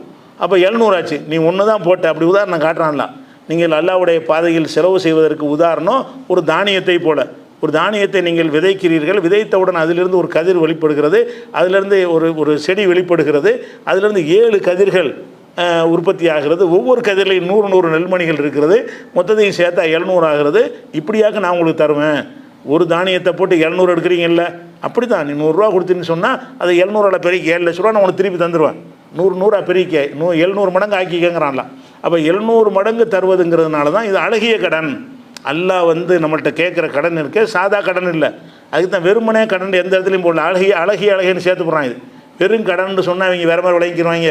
இது அழகிய கடன். அழகிய கடனுக்கு அர்த்தம் என்னன்னு கேட்டால், நீ கொடுத்தது உனக்கு கன்ஃபார்மாக உனக்கு திரும்பி வரும், பன்மடங்காக திரும்பி வரும். 1க்கு 700 உலகத்தில் எந்த தொழிலையும் எந்த ஃப்ராடு பண்ணுறவங்க கூட 1க்கு 700 வாக்களிக்க மாட்டாங்க. அவனுக்கு தான் இந்த ஏமாத்துறாங்கல்ல, 1000 ரூபா கொடுங்க, 10,000 தர்றேன், 10 தான் அதிகமாக சொல்லுவாங்க, 2000 தர்றமாங்க. ஃப்ராடு பண்ணுறவனால் கூட கொடுக்க மாட்டானே, அவங்க கூட 700 சொல்ல மாட்டான்ல. 1 லட்ச ரூபா கொடுங்க, 700 லட்ச ரூபா தர்றேன், 7 கோடி தர்றேன்னு சொல்லுவானா? அப்படி சொல்ல மாட்டான். ஃப்ராடு பண்ணுறவங்க கூட சொல்ல முடியாத அளவுக்கு பெருந்தொகை எல்லாம் தர்றான். 1க்கு 700ங்கிறது அது அழகிய கடன். அப்போ அழகான கடன் என்று சொல்கிற அந்த வசனத்தை சேர்த்ததன் மூலமாக இங்கே எல்லாம் என்ன செய்கிறான்னு கேட்டால், மனிதர்கள் செய்கிற தர்மத்தை தர்மம் நினைக்கும்போது என்ன ஆகும்னு கேட்டால் அவனை மட்டமாக நினைப்பான். இப்போ நான் உங்களுக்கு தர்மம் செஞ்சேன்னு வைங்களேன், நீங்கள் வாங்கிட்டீங்க, நான் கொடுத்துட்டேன், அப்போ நான் உங்களை இழிவாக நினைப்பேன். இப்போ நம்மகிட்ட வாங்கிட்டாங்க, நீங்களே என்னை கண்ணோட பல்ல காட்டுவீங்க. நான் உதவி செஞ்சுட்டேன்னு வைங்க, அந்த உதவி செஞ்சவனை நோக்கி சிரிக்கிறது, அவனை கண்ட கூளை கும்பிடு போடுவது, இதெல்லாம் மனிதனுடைய சுயமரியாதை இழந்துடுறான். அப்படி வரக்கூடாதுங்கிற தன்மை இதனால் வரும். இப்படி சொல்லுவதனால் என்ன வரும்னு கேட்டால், நம்ம இவனுக்காக கொடுத்தோம், அல்லாஹ்வுக்கு கொடுத்துருக்குறோம். இங்கே 10,000 ரூபா தர்மம் செஞ்சிட வேண்டியது, தர்மம் என்ன நினைக்கிறேன், இவனுக்கு நான் கொடுக்கல, எவனுக்கு கொடுக்குறேன், அல்லாஹ்வுக்கு கொடுக்குறேன், அங்கே வாங்கிக்கிறோண்டான்னு நினைக்கும் போது அவன்கிட்ட நன்றி எதிர்பார்ப்போமா, அவன் சுயமரியாதையை பாதிக்கிற மாதிரி நடப்போமா? அப்படிலாம் சொல்கிறாங்க. இந்த வாசகத்தை போட்டதுன்னு சரியாக வரேன். சும்மா தர்மம் செய்யின்னு சொன்னால் அதில் இதெல்லாம் வராத. தர்மம் செய்யின்னு சொன்னால் இந்த போல் அர்த்த புஷ்டியானது வராத, இவ்வளோ அதிகமாக தருவேன் அப்படிங்கிறதும் வராது. அதே மாதிரி யாருக்கு நம்ம தர்மம் செய்கிறோமோ அவனை இழிவாக கருதுவது, அவனும் இழிவாக நினைக்குவான். அல்லாட்ட கூட இன்னமா நுத்தைமுக்கும் வஜிகில்லாம், நாங்கள் அல்லாவுக்காகத்தான் உணவளிக்கிறோம், லா நுரீது மின்கும் ஜசானுலா ஷக்கூரா, உங்கள்கிட்ட நாங்கள் நன்றி எதிர்பார்க்கவில்லை, உங்கள்கிட்ட பிரதிபலனை எதிர்பார்க்கவில்லை என்று உணவளிப்பார்கள். நல்லடியார்கள் உணவளிப்பதை பற்றி அல்லாஹ் சொல்லும் பொழுது, இன்னமா நுத்தைமுக்கும் வஜிகில்லா, நாங்கள் அந்த சாப்பாடு தந்தது அல்லாஹ்வுடைய முகத்துக்கு தான். லா நுரீது மின்கும் ஜசான், உங்கள்கிட்ட பிரதிபலனை நாங்கள் நாடவில்லை, போலா ஷக்கூரா, நன்றியும் நாடவில்லை. நீ எனக்கு நன்றியும் செலுத்த வேணாம், திருப்பி எனக்கு எதுவும் செய்ய வேணாம்டா, நீனே வச்சுக்கடா, அதை நினைக்கவே இல்லை, நான் அங்கே வாங்கிக்கிறேன். அப்போ தர்மம் செய்யக்கூடிய ஒவ்வொருவனும் அதை எப்படி தர்மம் செய்யணுங்கிற தத்துவத்தை சொல்வதற்கு இந்த வாசகத்தை எல்லாம் யூஸ் பண்ணுறான். கடன்கிற வார்த்தையை அல்லாஹ் பலவீனப்படுத்துறதுக்கு யூஸ் பண்ணட, எதுக்கு பயன்படுத்துகிறான்? நீ கடன் சொல்வதன் மூலமாக நம்ம யாருக்கு தர்மம் செஞ்சாலும் அதையே நினச்சிக்கிட்டு திமிரு பெருமை அடிக்கிறது, தர்மம் செஞ்சு பெருமை அடிக்கிறாங்கல்ல, ஒரு விஷயத்தை கொடுத்துட்டோம்னா நம்மளை அறியாமல் நமக்கு ஒரு பெருமை வரும்ல. ஏன் வருது? நம்ம கொடுத்தோம் வாங்கினான்னு நினச்சதுனால வருது. ஏனால் அந்த பெருமை வருது? நம்ம கொடுக்குற நிலையில் இருக்கோம், வாங்குற நிலையில் இருக்கானு பெருமை வருதா இல்லையா? இவனுக்கு நான் தரல, அல்லாஹ்வுக்கு கொடுத்தேன், இப்போ ஏன் பெருமை வருது? நீங்கள் 1 லட்சத்தையே கொடுத்துட்டிய, கொடுக்குமா என்ன நினைக்கிறீங்க? இவனுக்கு நம்ம கொடுக்கல, அல்லாஹ் இவன்கிட்ட கொடுத்தா அல்லாஹ் தர்றான்ற ஏழைக்கு கொடுக்க சொல்லியிருக்கிறான், கொடுத்தா அவன் தருவான், அவன் ரிட்டர்ன் வாங்கி அவன் பொறுப்பேற்றுட்டான். எல்லாருடைய கடனுக்கும் அரசாங்கம் பொறுப்பேற்றுக்கிறோம்ல. இந்த பேப்பரில் ரிசர்வ் வங்கி கவர்னர் கையெழுத்து போடுறாருல, இந்த பேப்பர் கொண்டு வர்றவனுக்கு 2000 ரூபாய்க்கு உள்ள சாமானை கொடுங்க. இப்போ நோட்டில் எழுதியிருக்கும், எந்த நோட்டை எடுத்தாலும் அதில் கவர்னர் கையெழுத்து போட்டிருப்பார். என்ன எழுதியிருப்பார்? இந்த பேப்பரை கொண்டு வருவனுக்கு 500 ரூபாய்க்கு நான் பொறுப்புன்னு எழுதியிருப்பார், சைன் பண்ணியிருப்பார். அந்த சைனுக்கு தான் அந்த மதிப்பு வழங்குதா. 100 ரூபாயிலும் அது இருக்குது, 500 ரூபாயில் இருக்குது, 2000 இருக்குது, 1000 எந்த ரூபாயாக இருந்தாலும் ரிசர்வ் வங்கியுடைய பேங்கில் கவர்னர் கையெழுத்து போட்டு தருவாங்க. எல்லா நோட்லையும் இது இருக்கும். அந்த மாதிரி என்ன செய்கிறான்னா அல்லாஹ் சைன் பண்ணி தந்துடுறான் உங்களுக்கு.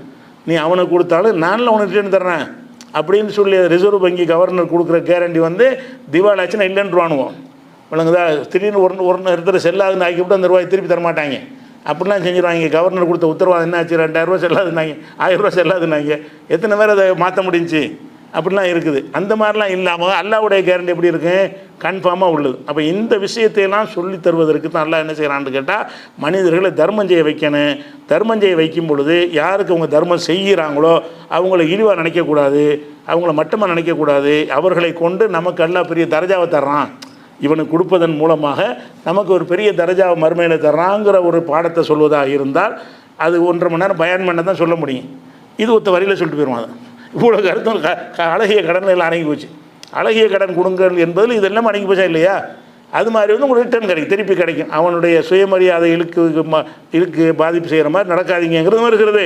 உங்களுக்கு வந்து நிறைய நாளில் திறப்போறேன். நீ எதெல்லாம் நல்ல காரியம் நல்லா சொல்லியிருக்கிறானோ எல்லாம் ஏழை கொடுக்கறது மட்டுமல்ல, பள்ளிவாசல் கொடுத்தாலும் சரி, அல்லது ஒரு படிக்கிறது கொடுத்தாலும் சரி, எந்த ஒரு விஷயத்துக்கு மார்க்கத்தில் நல்லதுன்னு சொல்லப்பட்ட எந்த விஷயம் சபீலில்லா அல்லாஹ்வுடைய பாதைன்னு சொல்லப்பட்ட எந்த ஒரு விஷயத்துக்கு செலவு பண்ணாலும் சரி தான் அது எல்லாமே அல்லாஹ் கொடுக்குற அழகிய கடன். இந்த அழகிய கடன்கிறத இன்னொன்னையும் வழங்கிக்கிறணும். இந்த அழகிய கடன்கிற சொல்ல வந்து குரானில் இருக்குல்ல, இந்த வாசகத்தை எடுத்துக்கொண்டு மிஸ்யூஸ் பண்ணுறாங்க நிறைய பேர். என்ன மிஸ்யூஸ் பண்ணுறாங்க? அவங்க வந்து ஜக்காத் பணத்தை வசூலிக்கிறாங்க, வசூலித்து வைத்துக்கொண்டு அதை கடனாக கொடுக்குறாங்க. இது அழகிய கடனா? இது அழகிய கடன். அதே எல்லாம் சொல்கிறான், அவனுக்கு சொந்தமாக்கணும் அழகிய கடன் கொடுக்குறாங்க. அதான் ஜக்காத்து ஃபண்டில் இருந்து கடன் கொடுக்குறது. கடன் கொடுக்குறதா இருந்தால் நீங்கள் அதுக்குன்னு வசூல் பண்ணி கடன் கொடுக்கணும். ஜக்காத்துங்கிறது அவனுக்கு சொந்தமானது, அவனுக்கு ஏழைக்கு சொந்தமானதை நீ என்ன கடனாக கொடுக்குற? ஜக்காத்து அழகிய கடனுக்கு அறக்கட்டெல்லாம் வச்சுருக்குறாங்க. அவங்க என்ன செய்கிறாங்கன்னா, ஜக்காத்தெல்லாம் எங்கள்கிட்ட தாங்கங்கிறாங்க. ஜக்காத்தை வாங்கி நீ என்ன செய்யணும்? மக்களுக்கு கொடுக்கணும், அவனுக்கு உரிமையாவில் ஆக்கணும். அவன்கிட்ட போய்கிட்டு திருப்பி வாங்கி தந்துடு எனக்கு அப்படின்னு சொன்னீர்கள்னா இது வந்து ஒரு மோசடி. இது நீங்கள் ஜக்காத்து இல்லாத நிதியில் அதை செய்யலாம். ஜக்காத்து இல்லாமல் பணக்காரங்கள்ட்ட வாங்கி வட்டி இல்லாமல் நம்ம கடன் கொடுப்போம், ஏழைகளுக்கு உதவுன்னு தனி ஃபண்டாக்குனா அது ஒரு கணக்கு. ஜக்காத்துன்னு எப்போ வாங்கிட்டீங்களோ அது உங்களுக்கு சொந்தம் கிடையாது, ஒரு சங்கத்துக்கு சொந்தம் கிடையாது. ஒரு பள்ளிவாசல் ஜக்காத்து திரட்டினாங்கன்னா பள்ளிவாசலுக்கு சொந்தம். அது என்ன பணிக்குன்னு கேட்டாங்களோ அந்த பணிக்கு அவங்க செலவழிக்கணும். அப்படி இருக்குமோ என்ன செய்கிறாங்கன்னு கேட்டால், ஏழைக்கு சேர வேண்டிய அந்த பணத்தை வந்து அவனுக்கு கடனாக கொடுத்துட்டு திருப்பி அவன்கிட்ட வாங்குறாங்க. திருப்பி வாங்குறது பேர் கடனாகுமா? இவங்க இதுக்கு பேர் அழகிய கடன். இது அழகிய கடனா? இது அநியாய கடன். இது அழகிய கடன் கிடையாது. அழகிய கடன்கிறது வந்து அவனுக்கு சொந்தமாக கொடுத்துறது தான் அழகிய கடன். அழகிய கடனுக்கு அர்த்தம் என்னென்னு கேட்டால், நீ மனுஷனை கொடுக்கணும், வாங்குற அல்லாட்ட இருக்கணும். நீ இவன்ட்ட கொடுத்து இவன்ட்டே வாங்குறிய, யார்கிட்ட கடன் கொடுக்குறிய அவன்கிட்டே கலெக்ஷன் பண்ணின்னு அது இப்படி அழகிய கடனாகும்? அது சாதா கடன், அது மனுஷ கடனில் வருமே தவிர அதுக்கு போட்டு அழகிய கடன்கிற வார்த்தை யூஸ் பண்ணக்கூடாது. அப்போ அழகிய கடன் என்கிறதுடைய வந்து அப்படி தப்பாக யூஸ் பண்ணுறாங்க நிறைய பேர். அந்த அப்படி தான் மக்கள்கிட்ட வசூல் பண்ண முடியுங்கிறதுக்காக வேண்டி அழகிய கடன் கொடுங்க. அழகிய கடன் என்னத்துக்கிட்ட அழகிய கடன்னு கேட்டால், நாங்கள் ஏழைகளுக்கு வட்டி இல்லாமல் கடன் கொடுக்க போகிறோம். ஏழைகளுக்கு வட்டி இல்லாமல் கடன் கொடுத்து அவன்கிட்ட திருப்பி வாங்க போகிற. அழகிய கடன்னா ரிட்டன் வாங்கக்கூடாது. அழகிய கடன் நீங்கள் எப்போ சொல்கிறீங்களோ அங்கே ரிட்டன் அங்கே தான் பார்க்கணும், இங்கே கொடுக்கணும், அங்கே போய் வாங்கணும். அப்படி இல்லாத எந்த ஒன்றையும் அழகிய கடன் சொல்லக்கூடாது. இது ஒரு தப்பாக மிஸ்யூஸ் பண்ணுறான்னு வைங்களேன். அப்போ இந்த கடன்கிற வார்த்தையை சொல்வதன் மூலமாக அது நேரடி அர்த்தம் கொடுத்தீங்கன்னா விபரீதம் இஸ்லாமிய அடிப்படையை தகர்ந்துடும். நேரடி அர்த்தம் அல்லாஹ் வந்து மனிதனும் கடன் கேட்குறான், இதான் அதுக்கு அர்த்தம்னு வச்சா என்னவாயிரும்? அல்லாஹ் கஷ்டப்படுறான், சிரமப்படுறான், பாவம், நம்ம தான் கொடுத்து அல்லாஹ்வுக்கு தூக்கி விட வேண்டியிருக்குண்டா அதுக்கு பேர் இஸ்லாமா? அவன் அதுக்கு பேர் அல்லாவா? அப்படி இருந்தால் அவனுக்கு பேர் அல்லான்னு சொல்ல முடியுமா? அப்போ நேரடி அர்த்தம் கொடுத்தோம்னு சொன்னால் இறைத்தன்மைக்கே ஒரு குந்தகம் ஏற்பட்டு போயிடுது. நேரடி தன்மை கொடுக்காமல் அந்த கடனில் உள்ள ஒரு அம்சத்தை பிரித்து எடுக்கிறோம். கடன்கிறதுல பல விஷயம் இருக்கிறவன் இல்லாதவனுக்கு உதவுறான்ங்கிற அர்த்தம் இருக்குது, அதை கணக்கில் எடுக்கல. நம்ம கடனில் உள்ள ஒரே ஒரு அம்சம் என்னன்னு கேட்டால், கடன் என்பது வந்து கொடுத்தால் ரிட்டர்ன் ஆகும், அதை மட்டும் எடுத்துக்கிறோம். கடன் கொடுத்தால் அது யார்கிட்ட வாங்க போகிறோமோ அவன்கிட்ட தான் நம்ம பேசிக்கணுமே தவிர இவன்கிட்ட வந்து நம்ம எதிர்பார்க்கக்கூடாது. ஒருத்தர் பொறுப்பேற்றுக்கிட்டாருன்னு வைங்க, ஒரு ஆளுக்கு நீங்கள் கடன் கொடுக்குறீங்க, இதுக்கு நான் பொறுப்பேற்றுக்கிறேன்னு சொல்லிட்டாரு, அப்புறமே அவன்கிட்ட போய் கேட்பீங்களா? அந்த மாதிரி அந்த ரெண்டு விஷயத்தை மட்டும் தான் பிரித்து எடுக்கிறான்ல. இந்த கடன்கிறதுக்கு வந்து இந்த ரெண்டு கடனில் உள்ள பல அம்சங்கள் இருக்கிறது. அந்த ரெண்டு அம்சத்தையும் எடுத்து இந்த வகையில் நீங்கள் கடன் கொடுங்க. அதாவது கடன் கொடுங்கன்னா கடன் இல்லை, கடனாக கொடுக்கறதுக்கு பேர் இதுக்கு சொல்லவே இல்லை. கடன் என்பதை கொண்டு கருத்து தர்மம் செய்யுங்கள், அறப்பணிகளுக்கு கொடுங்கள், நல்ல காரியங்களுக்கு செலவிடுங்கள், அது எனக்கு தரக்கூடிய கடன். நீங்கள் நல்ல காரியங்களுக்கு செலவழிச்சிங்கன்னு சொன்னால் எனக்கு தரக்கூடிய அழகான கடன், அதற்கான கூடிய நான் தருவேன். இப்படிங்கிறதுக்காக வேண்டி என்ன செய்கிறான் அல்லாஹ் வந்து இதை ஒன்று பயன்படுத்துகிறான். இது ஒரு உதாரணம் தானே. இது நேரடி அர்த்தம் கிடையாதுல்ல. நேரடி அர்த்தம் கொடுத்தா அடிப்படையே தகர்ந்து போயிடும். அப்போ இலக்கியம் இதெல்லாம் இலக்கியமாக இல்லை, அழகான முறையில் இலக்கியமாக ஆக்குறான் பாருங்கள். அழகிய கடன் ஒரு வார்த்தையை போட்டு எவ்வளோ ருசிகரமான ஒரு அர்த்தத்தை உள்ளுக்குள்ளே வச்சு என்ன செய்யறான், அதை அல்லாஹ் வந்து பயன்படுத்துகிறான். அதே மாதிரி வந்து அந்த இலக்கியமாக பயன்படுத்துகிற இன்னொரு விஷயம் என்னென்னு கேட்டால், ஒருத்தன் வந்து ஒரு சரியான விஷயத்தை ஏற்றுக்கிறதுக்கு மறுக்கிறான். ஒருத்தன் சரியான விஷயத்தை மறுக்கிறான்னு சொன்னால், இவன் மறுக்கிறான்னு சொன்னால் நேரடி அர்த்தம். ஒருத்தன் என்ன செய்கிறான்னா, இஸ்லாத்தை சொல்கிறோம், அதெல்லாம் ஏற்றுக்கிற முடியாதுங்கிறான், அல்லது திருடாதாங்கிறோம், அதெல்லாம் ஏற்றுக்கிற முடியாதுங்கிறான், கொலை செய்யாதுங்கிறோம், அதெல்லாம் போடாதுங்க, வேலையை பார்த்துட்டு போடாங்கிறான். அப்போ நம்ம சொல்லக்கூடிய அறிவுரைகளை ஒருத்தன் ஏற்க மறுக்கிறான்னு சொன்னால், ஏற்க மறுக்கிறான் என்பது தான் அதுக்குரிய வார்த்தையாக இருக்கணும். அல்லாஹ் வந்து அதை சொல்லாமல் அதுக்கு வேற ஒரு வார்த்தையை பயன்படுத்தலாம். அதை ஏற்க மறுக்கிறாங்கன்னு சொன்னாங்க. இலக்கியம்லாம் ஒன்றும் கிடையாது. ஏற்க மறுக்கிறான்னு அர்த்தம். அதில் வந்து உள்ள அர்த்தம்லாம் கிடையாது, டைரெக்ட் அர்த்தமே வந்துடுது. எல்லாம் என்ன செய்கிறான்னு கேட்டால், ஒருத்தன் வந்து ஏற்க மறுக்கிறாங்க இல்லையா, அதுக்கு என்ன செய்கிறான்னு கேட்டால், ஒரு புத்தகம் தர்றாங்க படிக்கிறதுக்காக வேண்டி. அந்த புத்தகத்தை நீ படிக்காமல் முதுகு பின்னாடி தூக்கி போட்டேன். முதுகுக்கு பின்னாடி தூக்கி போட்டி நான் படிப்பியா? படிக்கவும் மாட்ட, நீ புறக்கணிக்கவும் செய்கிற. ஒரு புஸ்தகத்தை உன்ட்ட கையில் கொடுத்து இதை படிப்பா, ஒரு செக்கு புஸ்தகத்தை கொடுத்து இதில் உள்ளதை பயன்படுத்தி கேட்குறோம், ஒரு சொத்து பத்திரத்தை கொடுத்து இதை பார்த்துக்க, உனக்கு தான் எழுதி தந்துருக்கேங்கிறோம். அவன் என்ன செய்கிறான்? வாங்கி இப்படி தூக்கி போட்டுறான். இப்படி தூக்கி போட்டானா அவன் என்ன செய்வோம்? இவன் அலட்சியப்படுத்துகிறான், புறக்கணிக்கிறான் அப்படிங்கிற அர்த்தம். ஆனால் அதை புறக்கணிக்கிற செயலுக்கு இதை அந்த புத்தகத்தை தான் புறக்கணிக்கிறான். ஆனால் நம்ம ஒரு நல்ல காரியத்தை செய்யும்போது அவன் புறக்கணிச்சான்னு சொன்னால் அவன் முதுகுக்கு பின்னாடி போட்டான்னு சொல்கிறது ஒரு வழக்கம் இருக்குது. முதுகுக்கு பின்னாடிலாம் போட மாட்டான். இப்போ நீங்கள் நீ இனிமேல் பொய் சொல்லாதப்பன்னு ஒருத்தனை சொல்கிறோம், நான் அப்படி தான் சொல்லுவேங்கிறான். இவனுக்கு என்ன சொல்லுவோம்னு கேட்டால், நீ அறிவுரை முதுகுக்கு பின்னாடி போட்டேமோ. நான் எங்கள் முதுகுக்கு பின்னாடி போட்ட இப்படி தான் நான் உட்காந்துருக்கேன். அவன் முதுகுக்கு பின்னாடி அவன் போடலை, அறிவுரையை முதுகுக்கு பின்னாடியே போட்டான்.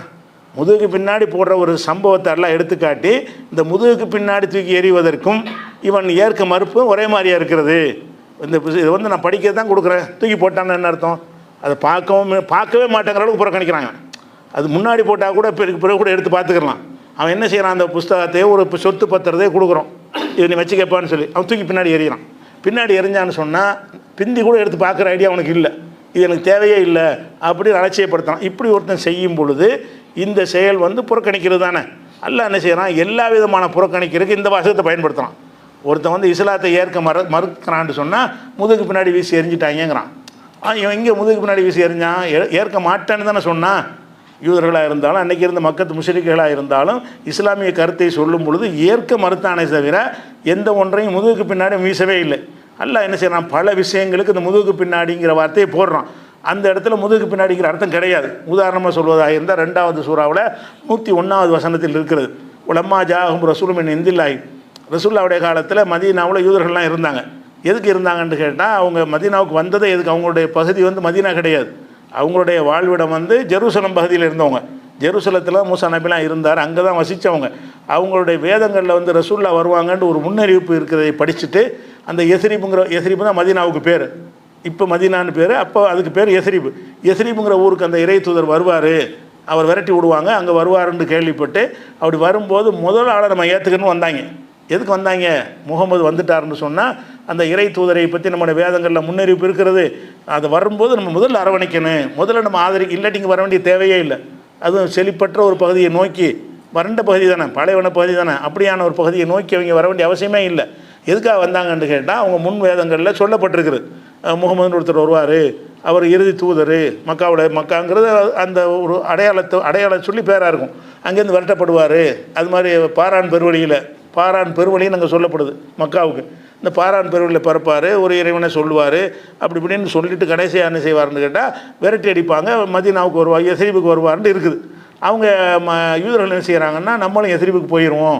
அவங்க எந்த வருஷம் வருவான்னு தெரியல, அவன் வந்தான் பல வருஷத்துக்கு முன்னாடி. ரசூலுல்லாஹ் அவன் வந்ததுக்கு 1000 வருஷத்துக்கு பின்னாடி தான் ரசூலுல்லாஹ் வர்றாங்க. அதுக்கு முன்னாடி உள்ளவன் தலை தேதி சொல்லாத காரணத்தினால ஒரு இந்த வருஷம் வந்துடுவாரோ, அடுத்த வருஷம் வந்துடுவாரோ, இந்த நூற்றாண்டில் வந்துடுவாரோன்னு நினைத்து கொண்டு அவங்க அன்னைக்கே குடியேறிட்டு அவனுடைய பிள்ளைகளுக்கு சொல்கிறது, சந்ததிக்கு சொல்கிறது, கொஞ்சம் கொஞ்சமாக சொல்லிக்கிட்டு முகமது வந்தால் நீங்கள் ஏற்றுக்கிறங்கன்னு சொல்லி அதுக்கு தான் வந்தாங்க. அப்படி வந்ததுனால தான் யூதர்கள் அங்கே இருந்தாங்க. யூதர்கள் மதீனாவில் இருந்ததுக்கு காரணம் என்னென்னு கேட்டால், மக்காவோட யூதர்கள் இல்லை, ஏன்னா மக்காவும் போயிருக்கலாம்ல. மக்காவில் அவர் வருவார் இருந்தால் விரட்டி விட்டுருவாங்க, கஷ்டமான இடம், அங்கே இருக்க முடியாதுன்னு விளங்கிட்டு மதீனாவை அரவணைக்கிற ஊர், அந்த ஊருக்கு அவர் வரும்போது நம்ம ஏற்றுக்கணும்னு தான் மதீனாவுக்கு வந்தாங்க.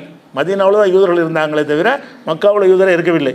அப்போ அதை சொல்கிறான்ல, உலம்மா ஜாகும் ரசூலும் மின் இந்தில்லாஹி முசத்திக்கன் லிமாமாகும், அவர்கள்ட்ட இருக்கிற வேதத்தை உண்மைப்படுத்தக்கூடிய ஒரு தூதர் வந்த பொழுது, ரசூலுல்லாஹ் வந்த பொழுது, நபத ஃபரீக்கும் மினல்லதீன ஊத்துல் கிதாப், வேதம் கொடுக்கப்பட்ட அந்த மக்கள் வீசி எறிந்து விட்டார்கள், கிதாப் அல்லாஹி, அல்லாஹ்வுடைய கிதாபை வீசி எறிந்து விட்டார்கள், வராலுஹூரிஹிம், முதுகுக்கு பின்னால் தூக்கி எறிந்து விட்டார்கள்.